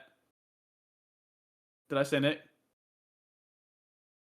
I like Joey Bosa more, so I don't know why I would ever do that. Yeah. The Panthers ran a pony package, which is Rico Dowdle at Wildcat and Chuba Hubbard back there with them. And I think they should have ran that the entire game when Bryce Young was announced out. Wow. Shout out to James Cook. Shout out to James Cook. You were amazing. Shout out to Keon Coleman because there's got to be something wrong with him. Or he's just not that good. Take it back. I think. The 49ers go into Houston and kick their little asses whoop. The Texans pissed me off with their fourth down plays. They don't know what the fuck they're doing. But CJ Stroud looked brilliant. The Texans had 26 plays with 6+ offensive linemen on the field, the most by any team this entire year. Shout out to Hayden Winks for that stat. Woody Johnson. Woody Marks looked good. Jalen Noel looked good. Jaden Higgins looked good. And Xavier Hutchins looked good. We lost to CJ and fucking friends. We lost to CJ and fucking friends. If there's one person, it isn't a game where I'm blaming one person, but if I had to say there's one person, I think this was a terrible coach game by Robert Saleh. I think it was awful. You don't have Nico Collins, no Christian Kirk. You're not scared of any one receiver just beating you, but we're sitting there in some soft zone coverage the entirety of this fucking game, and CJ Stroud is able to fucking pick it apart. nonstop. Then he did adjust and start sending some pressure, going man a bit. But at that point, it was just way too late. CJ was already in a rhythm. We come out in this game and we're just sitting in this zone, and CJ's able to just kick his fucking feet up, make throws to fucking Jalen Noel, fucking Jaden Higgins, just CJ and fucking friends. Just nobodies. I think this was an awful coach game by Robert Saleh. He tried to send pressure. We blitzed 14 times. We got pressure on 7 of those, so 50%. When we didn't blitz, which was the 28 other dropbacks, we got 2 fucking pressures. 2!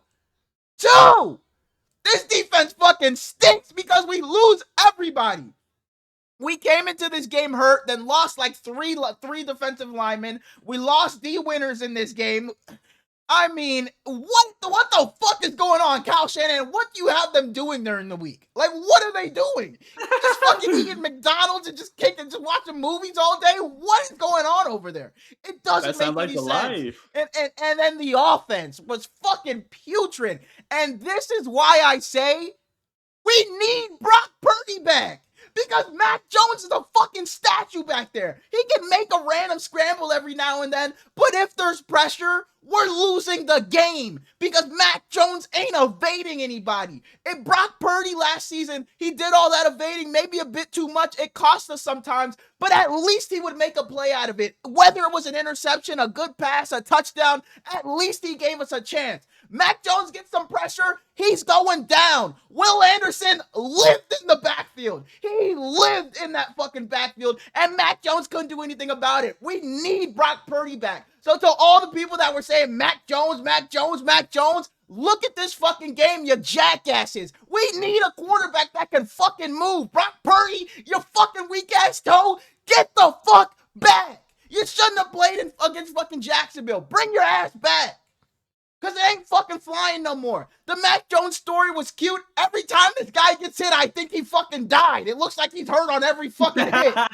Please, enough is enough. This offensive line, I've been begging for a good offensive line for years. Kyle Shanahan and John Lynch don't give a damn about the offensive line. As long as we got Christian McCaffrey back there, he'll make it work, right? No! And they got the best tight end in fucking football. He had 4 catches. God damn it, he should have had 10. Get him the fucking ball, please and thank you, bro. Our season's over. It's too many fucking injuries. We just cannot fucking withstand it. And it's like 1 week we're back, 1 week we're not, 1 week we're back, 1 week we're not. But god damn it, how many injuries can we fucking have before I say it's over, bro? It's too many. It's too fucking many. I don't know what they're doing over there, but the Niners season is cooked. Just last week I was saying go trade for Max Crosby. Go trade for Jermaine Johnson. Don't even waste the picks. Don't even. It's not fucking worth it. The season is absolutely cooked. Brock can come back. BA can come back. Ricky can come back. It won't fucking matter. Because somebody else will just go down. I'm done. CJ Stroud, shouts out to you. You played a great game. And that defense was insane for the Texans. Like I said, Will Anderson lived in that fucking backfield. And that Kamari Lassiter, no, he had the interception at the end, yes. But somebody made a really good, I forget who it was, but it don't matter. Jalen Petrie.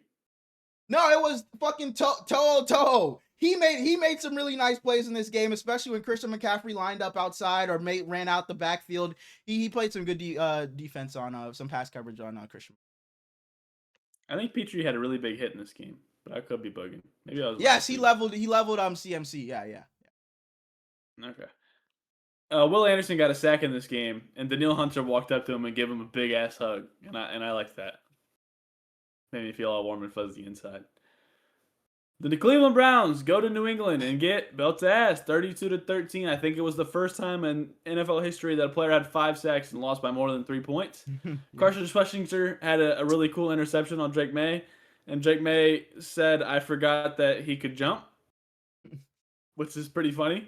And then it didn't matter because the Browns went 3 and out, and Andre Schmidt missed a 47-yard field goal. Can I stop you? Go ahead. Dylan Gabriel, I know we got the Oregon ties, but god damn it, you shitty. Go ahead. He sucks. I told you when he was drafted, he sucks. I told you before he was drafted, he sucks. I told you after he was drafted, he sucks. I'm telling you now, he sucks. He He's a 5'7" left-handed quarterback. I don't know what they expected. And his throw to Harold Fannin Jr. at the beginning of this game was good, but Myles Garrett had 5 sacks, and they interview him after the game. It doesn't get any easier. Each week you ask when they ask him about the offense being shitty. I throw the whole performance away for a win. Myles, we don't feel bad for you, At buddy. all. I We think don't he's feel telling bad the truth. anymore. I think he would do it, but it's like, Miles, you could have done that. At all. You had the chance. You had the chance, Miles.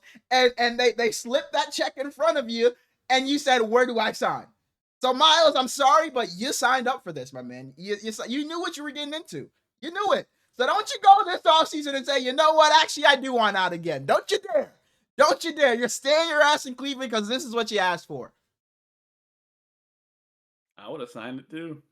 You're damn right. You're damn right. I would have signed it. But what I had written down, the first thing I had written down, I've been saying it all season, and hopefully you can, come to your senses now. Come to your Miles- senses, defenses. Right, get it out. Get it out. That's what Alexandra Shipp, light skinned, curly hair. She is lovely. And the movie Tick Tick Boom with Andrew Garfield and Vanessa Hudgens. Myles Garrett, the best player in football. I don't think that needs to be said anymore. It should be obvious. You said second. And you agree. But every week we do one of these reviews, it feels like I come with another Drake May stat. It's like, what did he do now? And I have another one this week. I'm just going to find some more stats. Every single week, I'm just going to try and find a Drake May stat. Drake May, 200 plus passing yards and 100 passer rating in 7 straight games. The second youngest quarterback to do that since. Not that far. It's not that long ago. No, not CJ. A little further than that.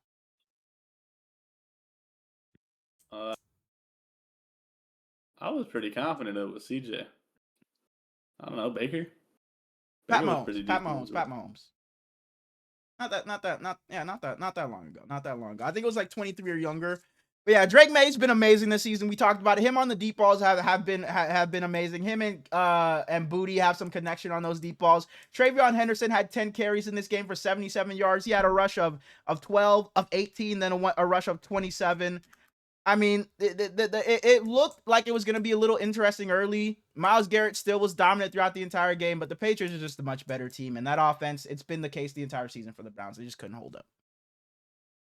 You're pretty much just like Drake May, huh? What's that mean? A really good connection with Booty. Robert Spillane, I like the signing. I like the signing when he was immediately signed. I like that. He's been good all season.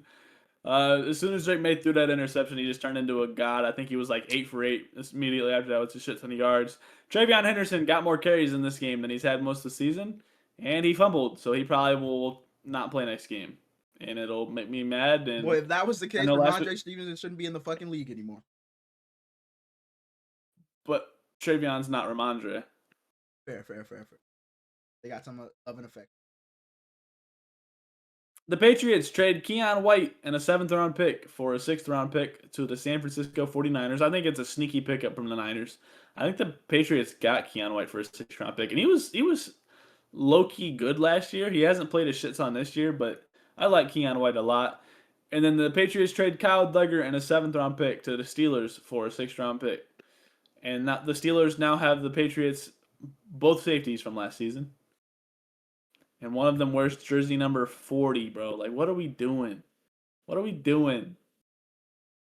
I hate the Steelers. I like Kyle Duggar a lot, but I hate the Steelers. Good?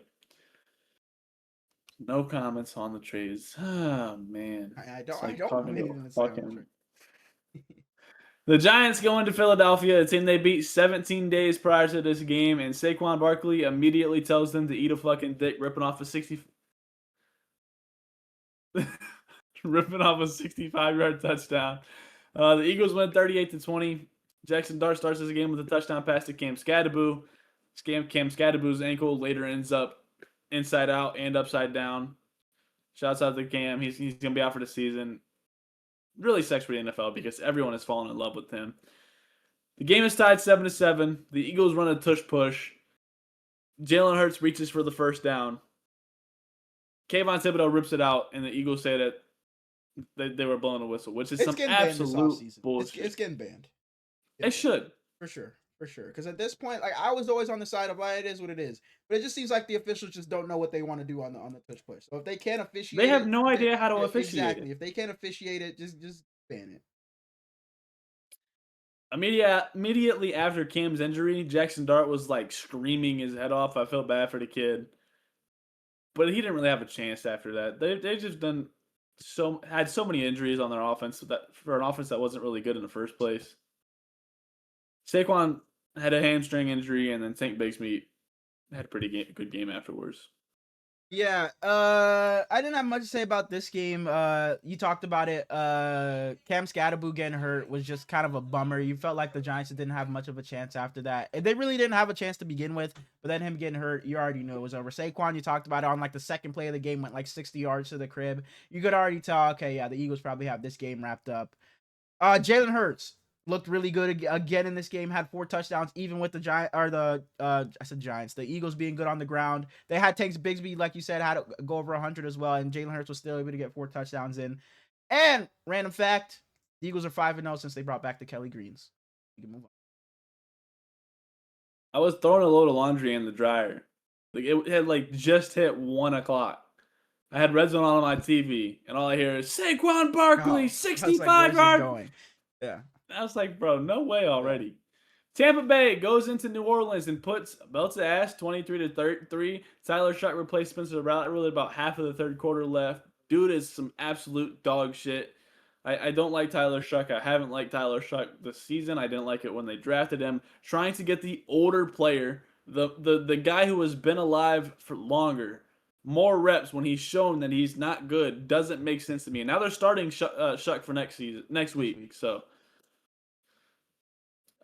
his only interception this week was he hit Olave on a chest, and Winfield just ripped it out from him. So I can't blame Shuck for that one.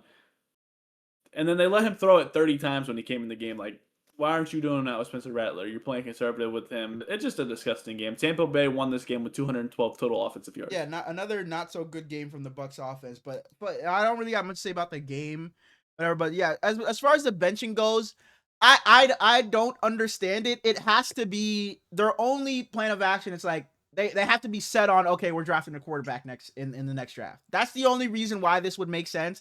It's like, let's see what we have in Shuck, so we know if we should go quarterback in this next draft. That's the only reason why. Because if they start Shuck just to not go quarterback in this next draft, now you look like a fucking jackass, an absolute jackass. I think that's the only reason why you would start him. Just to see, okay, let's see what we have, and then we'll go quarterback based off of that. But yeah, as far as the game goes, I don't have much to say. I don't think Spencer Rattler should have been benched, but hey, if there's another team out there, you need a fringe quarterback, a quarterback to sit behind your guy for a couple of years. If the Saints want to go in another direction, go get Spencer Rattler. Kenny Pickett? Sit behind Geno? I don't hate that. I saw somebody say the Rams because Matthew Stafford is obviously, only got a few years left. I saw somebody say the Rams. Another team. I don't know. Not a lot of options. Yeah, not a lot. I like the Rams one a lot. The Raiders I don't mind, but you sold me on somebody earlier when we were talking. Yeah, I don't see many options for Spencer. It could be New Orleans, but or another. The Tennessee Titans go into Indianapolis and lose 38-14. Jonathan Taylor is insane. Quentin Nelson is not getting enough love and recognition on the season. The same with the entire offensive line. I think that I could have a 50-yard game behind this offensive line. And that says a lot because I'm about slower than slow. Tyler Lockett asked out of Tennessee to then just go sign with the Raiders, so I don't understand what the whole point was there. Cam Ward, lowest of low keys, dealt this game. I know they got their ass whooped, but he looked fine. He didn't have a goofy ass fumble. There's not a whole lot going on around him. Shamir DK has been good the last 2 weeks. And then the Titans traded Roger McCreary today to the Rams for absolutely nothing. So they traded away their top 2 corners in one season for a bag of chips. Went about a minute and a half longer than I would have. The Titans think they still stayed with the game plan of we're still gonna play. Even though they got down like however many points it was, they still stuck to the game plan of we're not just gonna make Cam Ward throw 300 times, but they still stuck to a a balanced game plan and stuck to their offense. So I appreciate that, but this game didn't matter much to me. The Colts went in there and whipped some ass, and that's what they done to him. The Cowboys go into Denver and also get their ass whooped. Javonte Williams' revenge game was not revengeful. He had 13 carries for 41 yards and 2 touchdowns, but like I said, belt to ass. J.K. Dobbins has been good this season. Bo Nix in the last 5 quarters has been damn near elite. My man Pat Bryant got his first touchdown this season, and he saw the ball all the way to him. Shit was beautiful. He's just my favorite type of receiver, just that big ass dude. And he also loves to run block. So, shouts out to him. Jake Ferguson 0 catches on 1 target. Passer Tane likely to go on IR with Peck. Yeah, Bo Nix started the game with an interception, and it's like, oh shit, here we fucking go. I talked about this earlier, but then after that, he turned it up immediately. And I thought that maybe the Cowboys will be able to sustain a Bo Nix led offense. It's like, okay, I know we're not the greatest defense, but Bo Nix is back there. Maybe we'll be alright, and Dak can get us the rest of the way. But man, I know the Cowboys were down like 3 DBs. They lost somebody in this game, but they were fucking putrid. Bo Nix did whatever he wanted. RJ Harvey had 2 touchdowns. I think you mentioned that earlier. And Dak, I think I brought this stat last week. I forget. I was looking through my papers, but I couldn't find it. But Dak when he has 2+ sacks, when he sacked 2 or more times, it's happened 3 times. He's 2 touchdowns, 5 interceptions. When he sacked 1 or fewer, it's 13 touchdowns, 0 interceptions. So when they get pressure on Dak, it's night and day difference, and you should have known that was going to happen against the Broncos. So maybe we should have went Broncos based off of that, but it's not disappointing that the Cowboys lost it. It is a bit disappointing that they lost this game, but especially in the fashion that they lost this game. Because you're thinking to yourself, you know what? We're a piss poor defense, but if there's an offense we can maybe look decent against, that a quarterback's not gonna just kill us, it's probably Bo Nix. We've seen him look poor at times, and he's heated up at the end of games. But he heated up right after his first interception, right after that first drive. There was just no looking back for Bo Nix in that offense. The Cowboys, man, and you got Jerry Jones talking about we might go and trade for a defender. We might go trade for an edge rusher. Jerry Jones, you're a complete idiot. Yeah, you had that guy already, and now you want to go trade for one. Yeah, you had him already, and now you want to go trade for one to complement this offense. It just doesn't make much sense to me. The Cowboys, man, a team that I bought into so heavily, it just sucks to see that this offense is just getting wasted on a defense that's just piss poor. That's all I gotta say. If they had a guy like Max Crosby, this team would be a lot better. Just an edge rusher that could really change things. A guy like Max Crosby, a guy like Nick Bosa, a guy like Myles Garrett, a guy like Micah Parsons, maybe even. Like, I know that probably never happened, but imagine Micah in a Cowboys jersey. I can't even picture that. Can't even picture that. I can't think of that at all. Happen. Packers would never trade him to the Cowboys. Never. Speaking of the Packers, on Sunday Night Football, the Packers go into Pittsburgh, and Aaron Rodgers takes a loss, and I absolutely love to see it. The Steelers came out. Aaron Rodgers. The Steelers came out in some of the ugliest jerseys I've ever seen. Disgusting. I hated them. They're awful.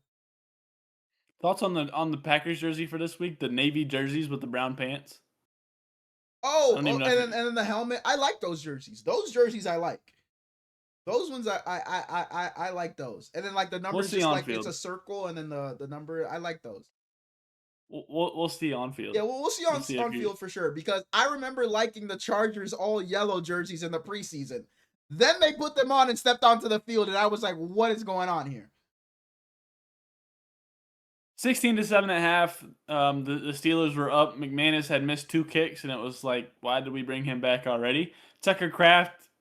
I said Trey McBride earlier might be the best tight end in football. Tucker Kraft is fighting for that. George Kittle is fighting for that. Brock Purdy is fighting for that. It's probably them 4 at the top. Brock Purdy. I meant Brock Bowers. Brock Purdy is not the best at anything. Jordan Love was magnificent in this game. He was number 1 in my quarterback corner earlier. It was good to see Christian Watson hooping again. Savion Williams touchdown pleases me to my core. He was one of my favorite players in the draft this year. Out of T, right? Say it. TCU. Yeah! Hell yeah! Hell yeah! I had That's no all I gotta confidence say. in myself. No confidence. But this was the best win by the Packers, I think, this season. I have that stat for you. There are 5 quarterbacks who have not thrown for 250 yards in a game this season. You think you can name all 5? Justin. No, Justin Fields. He did. Oh, I guess the Steelers week 1 probably.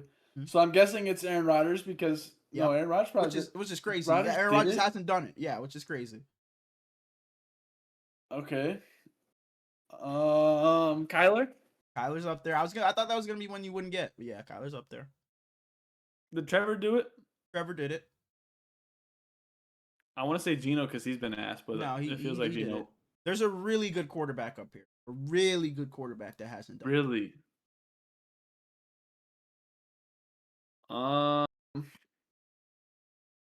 Cam Ward? Yeah, Cam Ward's done it. Really? A bad quarterback, a Really? so-so quarterback, and a really good quarterback left. Okay. The bad Are we quarterback. counting Dylan Gabriel? Yeah, there you go. Dylan Gabriel. Yep. Okay. It's not like Josh Allen. No. This guy's real. He's So-so damn good. quarterback and a really good quarterback. Damn good. It's not Mahomes. Hmm. It's not Josh. It's not. Burrow ain't played. I know you're not counting Lamar. Is it Herbert? No, Herbert was good to start the season. This guy's been in and out. It's not too. Baker. In and out. Jaden Daniels? Jaden Daniels hasn't done it. Yep. I was gonna say him. He was one of the first names I was gonna say, and I was like, I think that he did it. A so-so guy. We were talking about him not too long ago. Not too long ago. So Bo? No, Bo's done it. Bo And probably did did that it just in the fourth quarter, right? alone. Literally. Dart?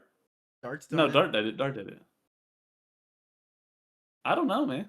Spencer Rattler's the last guy.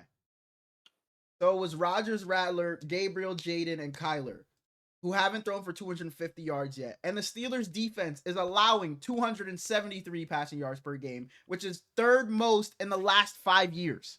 So the Steelers' defense has been awful. Yeah, has been awful. The most expensive defense in NFL history has been awful this season. And you have Aaron Rodgers, who's been fine. He's done his part. I will say Aaron Rodgers has done his job. But if he's running an offense that they run where it's like, okay, we're not going to be explosive. We're not going to have many big plays. We're just going to, dink and dunk, get the ball out quick. You need a defense that can complement that and a defense that's going to stymie offenses and, be stout. But the Steelers defense, from aside from opposite of what it usually is just awful this year. And you can't have Aaron Rodgers quarterbacking a team like this and expect him to be good. They don't have a run game either. So the Steelers are just not set up to be a good team. And you would have thought preseason, it's like, this is the perfect match. You got a great defense, and Aaron Rodgers, a guy who's not going to turn the ball over, going to get the ball out quick, going to, dink and dunk and take up time possession. But it's just been, it hasn't been that. Because like I said, this defense has been bad. I really think it's time for Mike Tomlin to go. But on the other side, Jordan Love has played his best game of the season. The Packers defense, I thought, did a fine job in this game. Tucker Kraft, you talked about it, looking like the best tight end in football. He was phenomenal in this game. But I have some stat about Jordan Love. He had the 20 straight completions out. It was from like the second quarter to like the beginning of the fourth. He had like 20 straight completions. And in the second half, he was 16 for 19, 214 yards, 2 touchdowns after they were down 16-9. So Jordan Love, you played amazing. I think this was the game that the Packers and Jordan Love needed. Just kind of a statement game that, we really dominated this game and won against a solid team. Finally. No, finally, because it felt like it's like, oh yeah, you won this game, but against these guys, you just barely won. Like, come on, like, what are we doing here? But I think this was their best win of the season by far. So shouts out to the Packers. Steelers, you guys blew it. It's over. Lamar's coming for that division title. The demon home. Demon finally home. Fuck. And we 3-5 after this week. Oh, no. Okay, $1,000. Put your fucking hand down. $1,000. Run it up. Fucking put your house on it. You'll make a lot more. No, Oh, no. I thought. Get into the last I game. put my. Never mind. Oh. Never mind. I was about to say something crazy. Commanders. Okay. The Commanders go into Kansas City to play the Chiefs. Before the game, Dan Quinn said that last week's loss to Dallas, they looked through everything, starters on starters, starters on bench on starters, and tried to figure things out that the team needed more speed on the roster or on the field. And I don't know what they were looking at because the Chiefs absolutely whooped their fucking ass. Rashee Rice looked good again. Kelsey looked good. We mentioned Marshawn Lattimore's interception earlier on Hollywood. They said that they saw in film that Marshawn was better in press coverage than just normal, so they ran him with that a little bit more. The commies went forward on fourth down twice in the first half, one being on 4th and 1, and you texted me and said you hate the decision. I didn't hate the decision. I like going for it on 4th and 1, but like throwing a 28-yard pass on 4th and 1, that was some shit, bitch ass shit to me. Kareem Hunt, I'm tired of your ass. Please go somewhere else. Pacheco should have had both them fucking touchdowns. Pacheco. Okay. This game wasn't fun. I didn't think it was gonna be a great game, but it was even worse than I expected. The Chiefs really dominated from start to finish. And you talked about Rashee Rice. He's just changed this Chiefs offense in its entirety. They just look so much more explosive now. Travis Kelce, also who you mentioned, Travis Kelce has looked damn good these past few games. It looks like he's ramping up back to that. Let me not say old Travis Kelce, but he's been looking very good. In the last 3 games, the Chiefs have allowed less than 300 total yards in each of them, and they're outscoring their opponents 89-24 in the last 3 games. So if there's any questions about the Chiefs being back, they're absolutely back. Their defense is playing better. Their offense is looking like a whole new team. I think it's about that time where it's like, yeah, they're inevitable. The Chiefs are just going to get back there to the championship game, if not to the Super Bowl. They've been amazing. On throws where you had 4 more seconds, Patrick Mahomes was 8 for 9, 149, and he threw all 3 of his touchdowns on those. Patrick Mahomes is back to be Patrick Mahomes. The Chief offense is back. Chief defense looks good again. And Commanders, we both said last week, season's probably over here. You lose this game, it's even more over. Debo had that pass bounce off his face for an interception. It's not looking great. You had your 1 touchdown was that damn moon ball to Terry McLaurin. This team just don't look good. A lot of injuries they've dealt with, and they just kick the can, and we're on the next season. 3 minutes were left in this game, and Pacheco's knee got absolutely clobbered. I texted you, and I was like freaking out because I was so sad. He limped over to the table. They over there laughing at him, and then he just stands up and is jumping around, laughing at all his teammates again. I'm like, what? You gave me a heart attack for what reason, Pacheco? A heart attack is crazy. Your team is shit. Sorry. Your team's not shit. You're starting a great guy. Not many people can say they're starting Isaiah Pacheco. Not many people can say that. You're one of the few. I don't know if that's a great thing, but you're one of the few that can say it. I'm 5-3. All that matters. Lost by 50 with starting running. Yeah. Let's move on. But I won with them starting running back last week. Exactly. I'm sure if you had the choice, he wouldn't be, his nickname wouldn't be your good friend or whatever it is. My good pal. That's my good buddy. Oh, okay. Heard. That's how T.I. is able. Moving on to the Grill or Chill. The Grill or Chill is a segment where I'm giving Herlins 3 topics. He can grill one of them, but he has to chill with 2 of them. He only gets to grill one of them, so he has to choose properly on what he wants to grill. And after learning one of his maybe I'm crazies earlier, I was laughing. Yeah. Jonathan Taylor is going to win. Don't take my take, bro. Don't say my take. I was dying. But I'm obviously chilling with this one. I think because you do that shit so much. It's like we should have had these in the same fucking episode. Let me finish it though. Jonathan Taylor is going to win the first non-QB MVP since 2012 when Adrian Peterson did it. I can't call that crazy, obviously, because I had that earlier. Or no, what am I? No, this is not maybe I'm crazy. I'm talking about I can't call that crazy. But I agree. I agree. I'm chilling on this one because like I said earlier, Saquon probably maybe had a case for he definitely had a case. Maybe should have won it. CMC the year before. So I think maybe this is finally the year where it's like, you know what? No quarterback is having just this dominant season that quarterbacks were having in the prior years. Let's why not just give it to the running back here? But it does kind of set like a like what we're giving it to Jonathan Taylor here. Saquon's got to look like damn. So why didn't I get one last year if I ran for 2,000? CMC's got to look like damn. I had 2,000 plus all-purpose yards. Why didn't I get one when I had a touchdown in however many straight games? They definitely gonna be pissed. But I definitely think Jonathan Taylor deserves it. I think he should be the front runner for MVP. And I hope if he continues this play, I hope he gets it at the end of the season. I'm chilling on this. As a fan of the NFL, it is the easiest to get upset with the special teams rather than the offense or the defense. Oh, that's the take. That's the Yeah. Say that again. As a fan of the NFL, it's the easiest to get upset with the special teams rather than your offense or your defense. Absolutely. Absolutely. Because, like, when a kicker misses, it's like, dog, you got one job. Like, come on, just hit the fucking kick. And nothing pisses me off more than your team just scored. You're kicking off you're kicking off to the other team. Maybe you take your eye off of the game. You go grab something real quick. You're not looking. You hear the announcer talk. He's at the 40, the 30, and he's fucking taking it to the crib for a touchdown off the kickoff. So I think for sure, special teams is definitely the easiest to get mad at because they're on the field for the least. So it's like, just don't fuck up in the little bit you're on the field for. The offense and defense will handle it, especially kickers. Like I mentioned, you can get mad at a kicker for missing a kick so easily, and then kickoffs as well. So I agree on this one. I'm chilling on this one. I think that's a fairly easy. And especially being a Niners fan, our special teams have been shit for so long. So for sure. Morgan just texted me and asked if Rico Dowdle's available. Is he available? Yeah. Okay. Are we gonna get a blockbuster on the show? I mean, can Rico Dowdle be involved in a blockbuster? Yeah. Fair. Rico, come on the pod.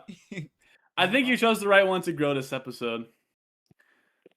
Especially if you're Herlens Pierre. The world is ready to crown the Chiefs again. But this is still the Denver Broncos division to lose. Yeah, no. Yeah, no. I'm definitely glad. We just talked about the Chiefs. I think the Chiefs are absolutely back. Both sides of the ball look good again. Patrick Mahomes is playing that MVP Patrick Mahomes level ball. Travis Kelce's looking like Travis Kelce again. Morgan's just offering some bullshit. Rashee Rice has brought this offense back to life. So I disagree heavily. This is not the Broncos division. It's the Chiefs division. It's the Chiefs conference to lose. No, it's not. It is. Shout out to the Colts, but it's the Chiefs conference. Okay, that's enough. Small stock market. Isaiah Pacheco was okay. Derrick Henry was really good. Kate Otten, 4 catches, 40 yards. Evan Ingram, 4 catches, 36 yards. JT Tuimoloau played 49% of the snaps this week. Fantasy 4-man happened. Pick'ems. We both went 8-5. Whoa! Can we get the numbers on the fantasy 4-man, please? Back-to-back weeks where Herlens takes. I didn't even do the numbers. You read me out my team. I don't even remember what my team was. You had Jonathan Taylor. Heard. You had Jonathan Taylor. I had Dalton Kincaid, Darnell Mooney, and Josh Jacobs. Who's your quarterback? Jackson Dart, who was okay, but like you had Jonathan Taylor, Jamar Chase. All right. And Pat Mahomes. Damn. Sounds like a great drafter over here. Who's my tight end? I mean, it didn't matter, but the shits and gigs. Who's my tight end? A fucking bum, bro. Like a straight up dog shit ass tight end. Where's number 85, I think? I had Kittle. I thought I had Kittle last week. Oh, so Kittle caught a touchdown, 4 catches, 40-something yards. Damn, I whooped some ass. Damn, back to back. I love the hey. Go ahead. I didn't do the numbers. Like it's the first time I've never even tried. I love the fantasy 4-man, man. It's one of the greatest segments to ever grace this show, man. One of the greatest. Now go ahead into the Pick'ems. We both finished 8-5. Bad week from the boys, so our records stay the same. You're 65-33. I'm 63-35. Right. Thursday night football: Baltimore Ravens, Miami Dolphins. My brother's debating on going to the game. The Ravens are whipping ass. Lamar Jackson back. Lamar Jackson back home. Dolphins, you look good last week. Daddy's home. You look good last week against the Falcons, but I don't think that's gonna matter. That was Kirk Cousins, and now you're playing Lamar Jackson. Give me the Ravens by 3 touchdowns. But they got top 100 over there. Give me the Ravens by 5 touchdowns. Right. So disrespectful. So we're at 1 hour and 50. Let's close it out. What do you think the people? Small talk. What's something minute, something small in your life that makes you feel better? Do you have an answer? Yeah. I don't have an answer, but for like an example, like when you're sick, taking a shower makes you feel better.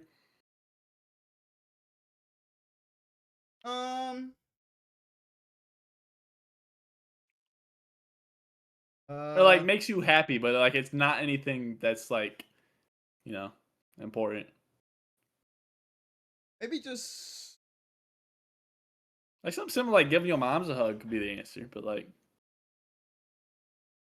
honestly, getting home from work, like working my job, just makes me feel so. I know it sounds dumb, maybe, but it sounds just so rewarding. What's your answer anytime I have a question for like? Oh, really? Like Is that what I've said? Is that what I've said? Yeah. Getting home from You work. hate that fucking job. It's just no, I don't though. I don't.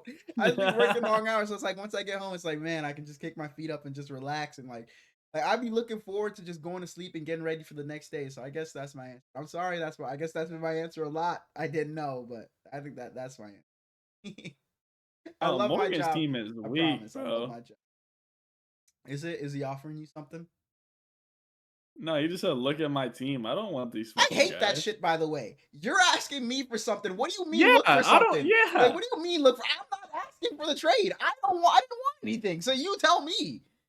And Dark did the same shit to me. He was like, he was like, hey, do you want Trey McBride? I was like, I would take him. Yeah, right. Well, what do you want? Like you're trying to trade with me, and he's telling me to look at your team. He said, all right, what would you do? Start somewhere. You asked if I wanted him. I hate that. I hate that.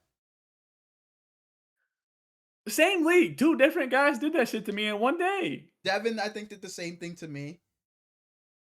But I love seeing Devin lose. Devin, I love you. Devin. Go ahead. Fuck you. Hey, Devin, Simone Fontecchio, baby. We so back. Devin, my Heat brother. We're so back. I love you, Devin. Just continue, bro. Continue. Devin knows. See, Devin knows it's always fuck Devin, but like real shit, Devin knows it's like fuck you, Devin. Next up. Say we get big. I come to you and I say, Herlins, you can pick any sponsor you want. Like, reasonable. Like, you're not getting a fucking Porsche. That's funny you say that because you heard me before we started recording. I was like, thank you, Tazani, for sponsoring this. Literally, I changed. I had a different topic here and I changed it because I wanted to ask this. Oh, okay. Uh-huh. You get lifetime free on one product. What are you doing? It'd be easy to say, like, gas or... But like, yeah, something like a gas isn't fucking Shell isn't 7-Eleven. It's exactly. Us, yeah, exactly. That's a good question. Like, I'm looking around the room, like my room right now. I was gonna say like earbuds because I'm looking at my Beats. So it's like maybe earbuds or dang. But and like I wanted to say like Nike or Jordan, but I don't know if that's a reasonable sponsor. Yeah, right. And it's funny because when I was doing the pre-pod shit, you're gonna laugh at me and look at me like frown upon me. But I was gonna do this as one of I was gonna be like, and Don Julio, thank you for sponsoring this episode. So I don't know if that's something I would do. I I probably like it's a Shout out Don basic Julio. it's it's a basic answer because they be sponsoring like anybody, maybe like a ticketing app or something, just so we would, because I know they be like sending people to the games for free or something like that. So that's probably what I would go with. Whatever the ticketing app may be. SeatGeek, you know, I use you guys even though I'm not sponsored. But you know, like any ticketing app, because I know they be sending people to games for free. So maybe it's something. Use code ENJOY for 10% off. That's what I did for the Niners game. Mine is easy. Propel. I've spent so much money on Propel in my My lifetime. brother If I loves got them, Propel. It's always stocked in the fridge. if I got a lifetime supply of Propel, I would have so much money. Damn, I mean, how much are you buying? That's all I drink on a daily basis. All right. That's like unless it's a protein shake, I'm drinking Propel. Oh, protein shake is a good answer because they be expensive as fuck. So that's a good answer. Shout out Pure Protein. I don't hate that answer. Kraft mac and cheese. I eat a shit ton of mac and cheese. Chipotle, if you want to sponsor the show, you know, Chipotle, I was. That's not happening. If Zach and Danny ain't sponsored by Chipotle yet, are they big there's no Chipotle chance. guys? I didn't even know. Huh? Fuck Breadbasket. We get that sponsorship first. We're in a race. First one to get sponsored by Chipotle wins. We'll meet you there, Breadbasket. Next one. We're fucked. I don't eat Chipotle. You gotta fake it for the people. Now, that's a question. Would you be up here talking about some? Man, I love Degree. It's the only deodorant I use, knowing damn well you hate Degree. Would you be on some shit like that if we got sponsored? They giving us a bag? Heard. You know, I'm a man of the people. If I don't fuck with you, I don't care how much money you're giving me. I'm not saying your product's good. Fuck out of I'm promoting tampons if they giving us a bag. These ones feel the best to me. Hey, next topic, bro. Next topic.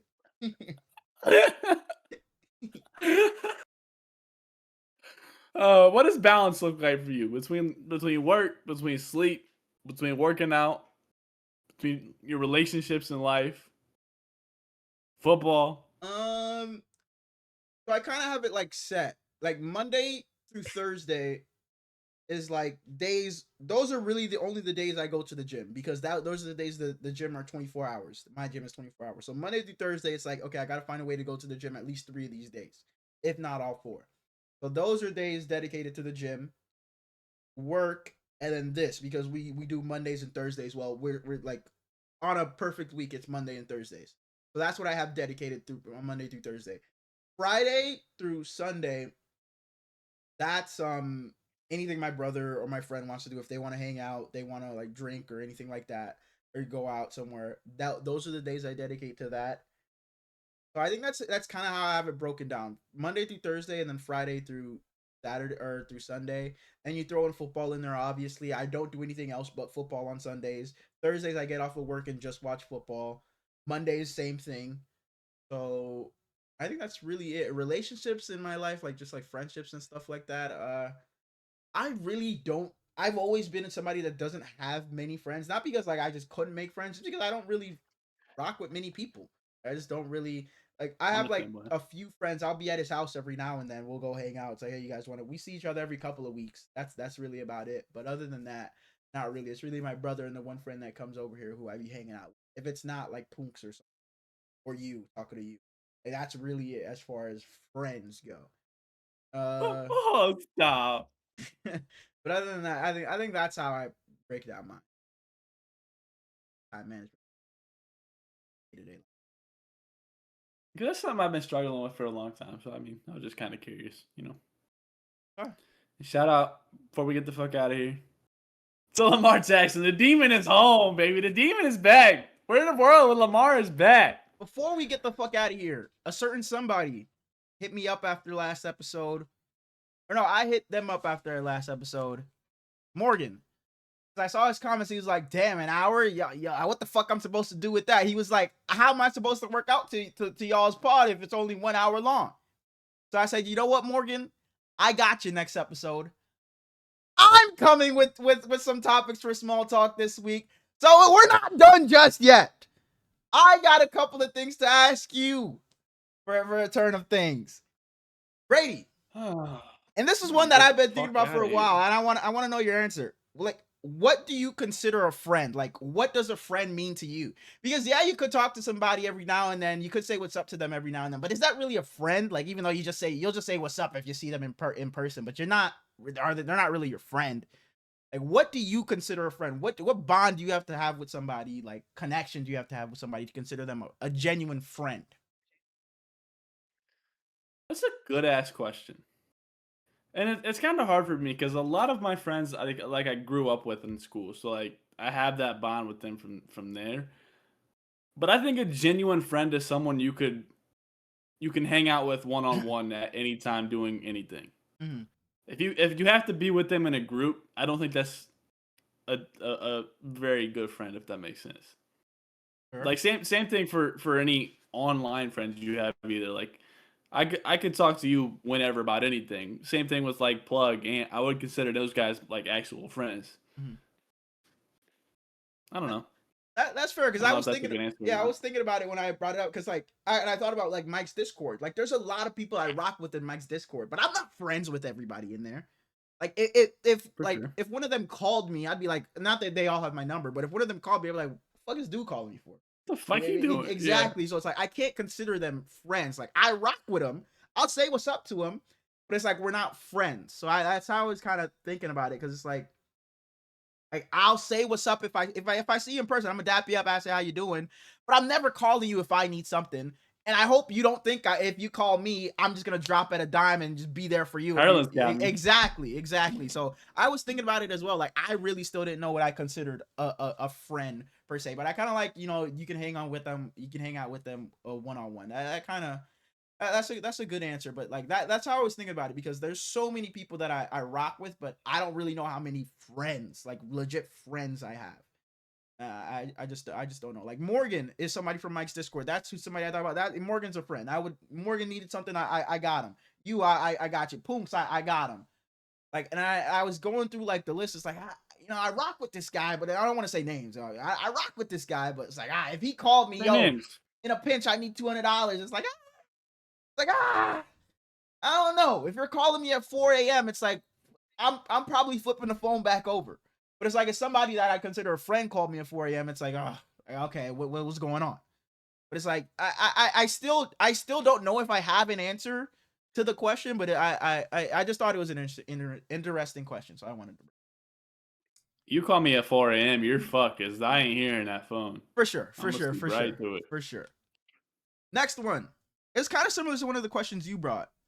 What do you do to escape or have a reset? You had a bad day, bad week, or whatever. What is something you do to reset? You know what? I had this bad day, bad moment. Let me go do this so I can, come back to my earth. I think bad day and bad week are very different. Okay. If I just had a bad day, I just go to sleep. Okay. Okay. Like That's fair. call it That's quits. fair. That's fair. If I've gotten to the point where I'm having a bad week, my mental space gets really fucked up. I try not to allow myself to go on strings of bad days because up here is a bit of a wasteland For sure. sometimes. So to get out of a funk, like I said, I go on walks. I That like was my to answer. go on a run or a walk, just looking at everything around you. You realize how precious life really is. Mm-hmm. I'm not quite sure how to do that. Dog, that scared me too, bro. That scared me too, bro. That scared me too. Holy shit, Alexa. Come the fuck on, bro. Holy shit. Last one. God damn. But my answer is also I would go for a walk as well to reset. Bro, I do it all felt the time, like she was inside of me. I just bro. shit myself. Bro. That's why, like, when I was walking every day, like I felt like in the best mental space. So I promise you, if you're feeling down, just step outside, get some sunlight. Last question. Get some bitches on your dick. Last question. I'm interested to see. We've talked about things along the line, so I'm interested to see what your answer is. What's Brady's love language? Physical touch, Physical equality. touch. Okay. Okay. Simple as that. Just physical touch. Yeah. Nothing else. You're not even. I don't give a fuck about nothing else. Just let me touch on you. That's it. Okay, That's great. I don't even know all of them. I just know I I have them like written physical down because touch. I figured. So Okay, words of go ahead. affirmation is one.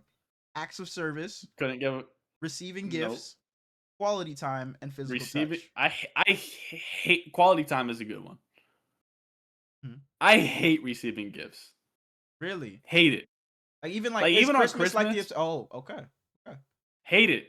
And I try not to let that show to like my family Is it just because because like it's I try awkward to for be. you when you like opening the gift, like I can't be don't excited? know. It just in some weird way it feels like I feel like I don't deserve what I'm getting. Mm, I don't know if okay. that makes sense, but like I feel like my family is too good to me at certain times. Okay. And we kind of have like a tradition in our family where I always pass out the gifts when we're ready to open them. So I just pass them out to the whole family, and then I just kind of like stand in the corner by myself with my shit, and I open it, and I'm always appreciative of everything, but like I don't know, it's just weird to me. That's fair. I love Christmas. I love everything about Christmas. That's fair. I don't hate that. But for me, I think number one is definitely words of affirmation. I'm a big words guy.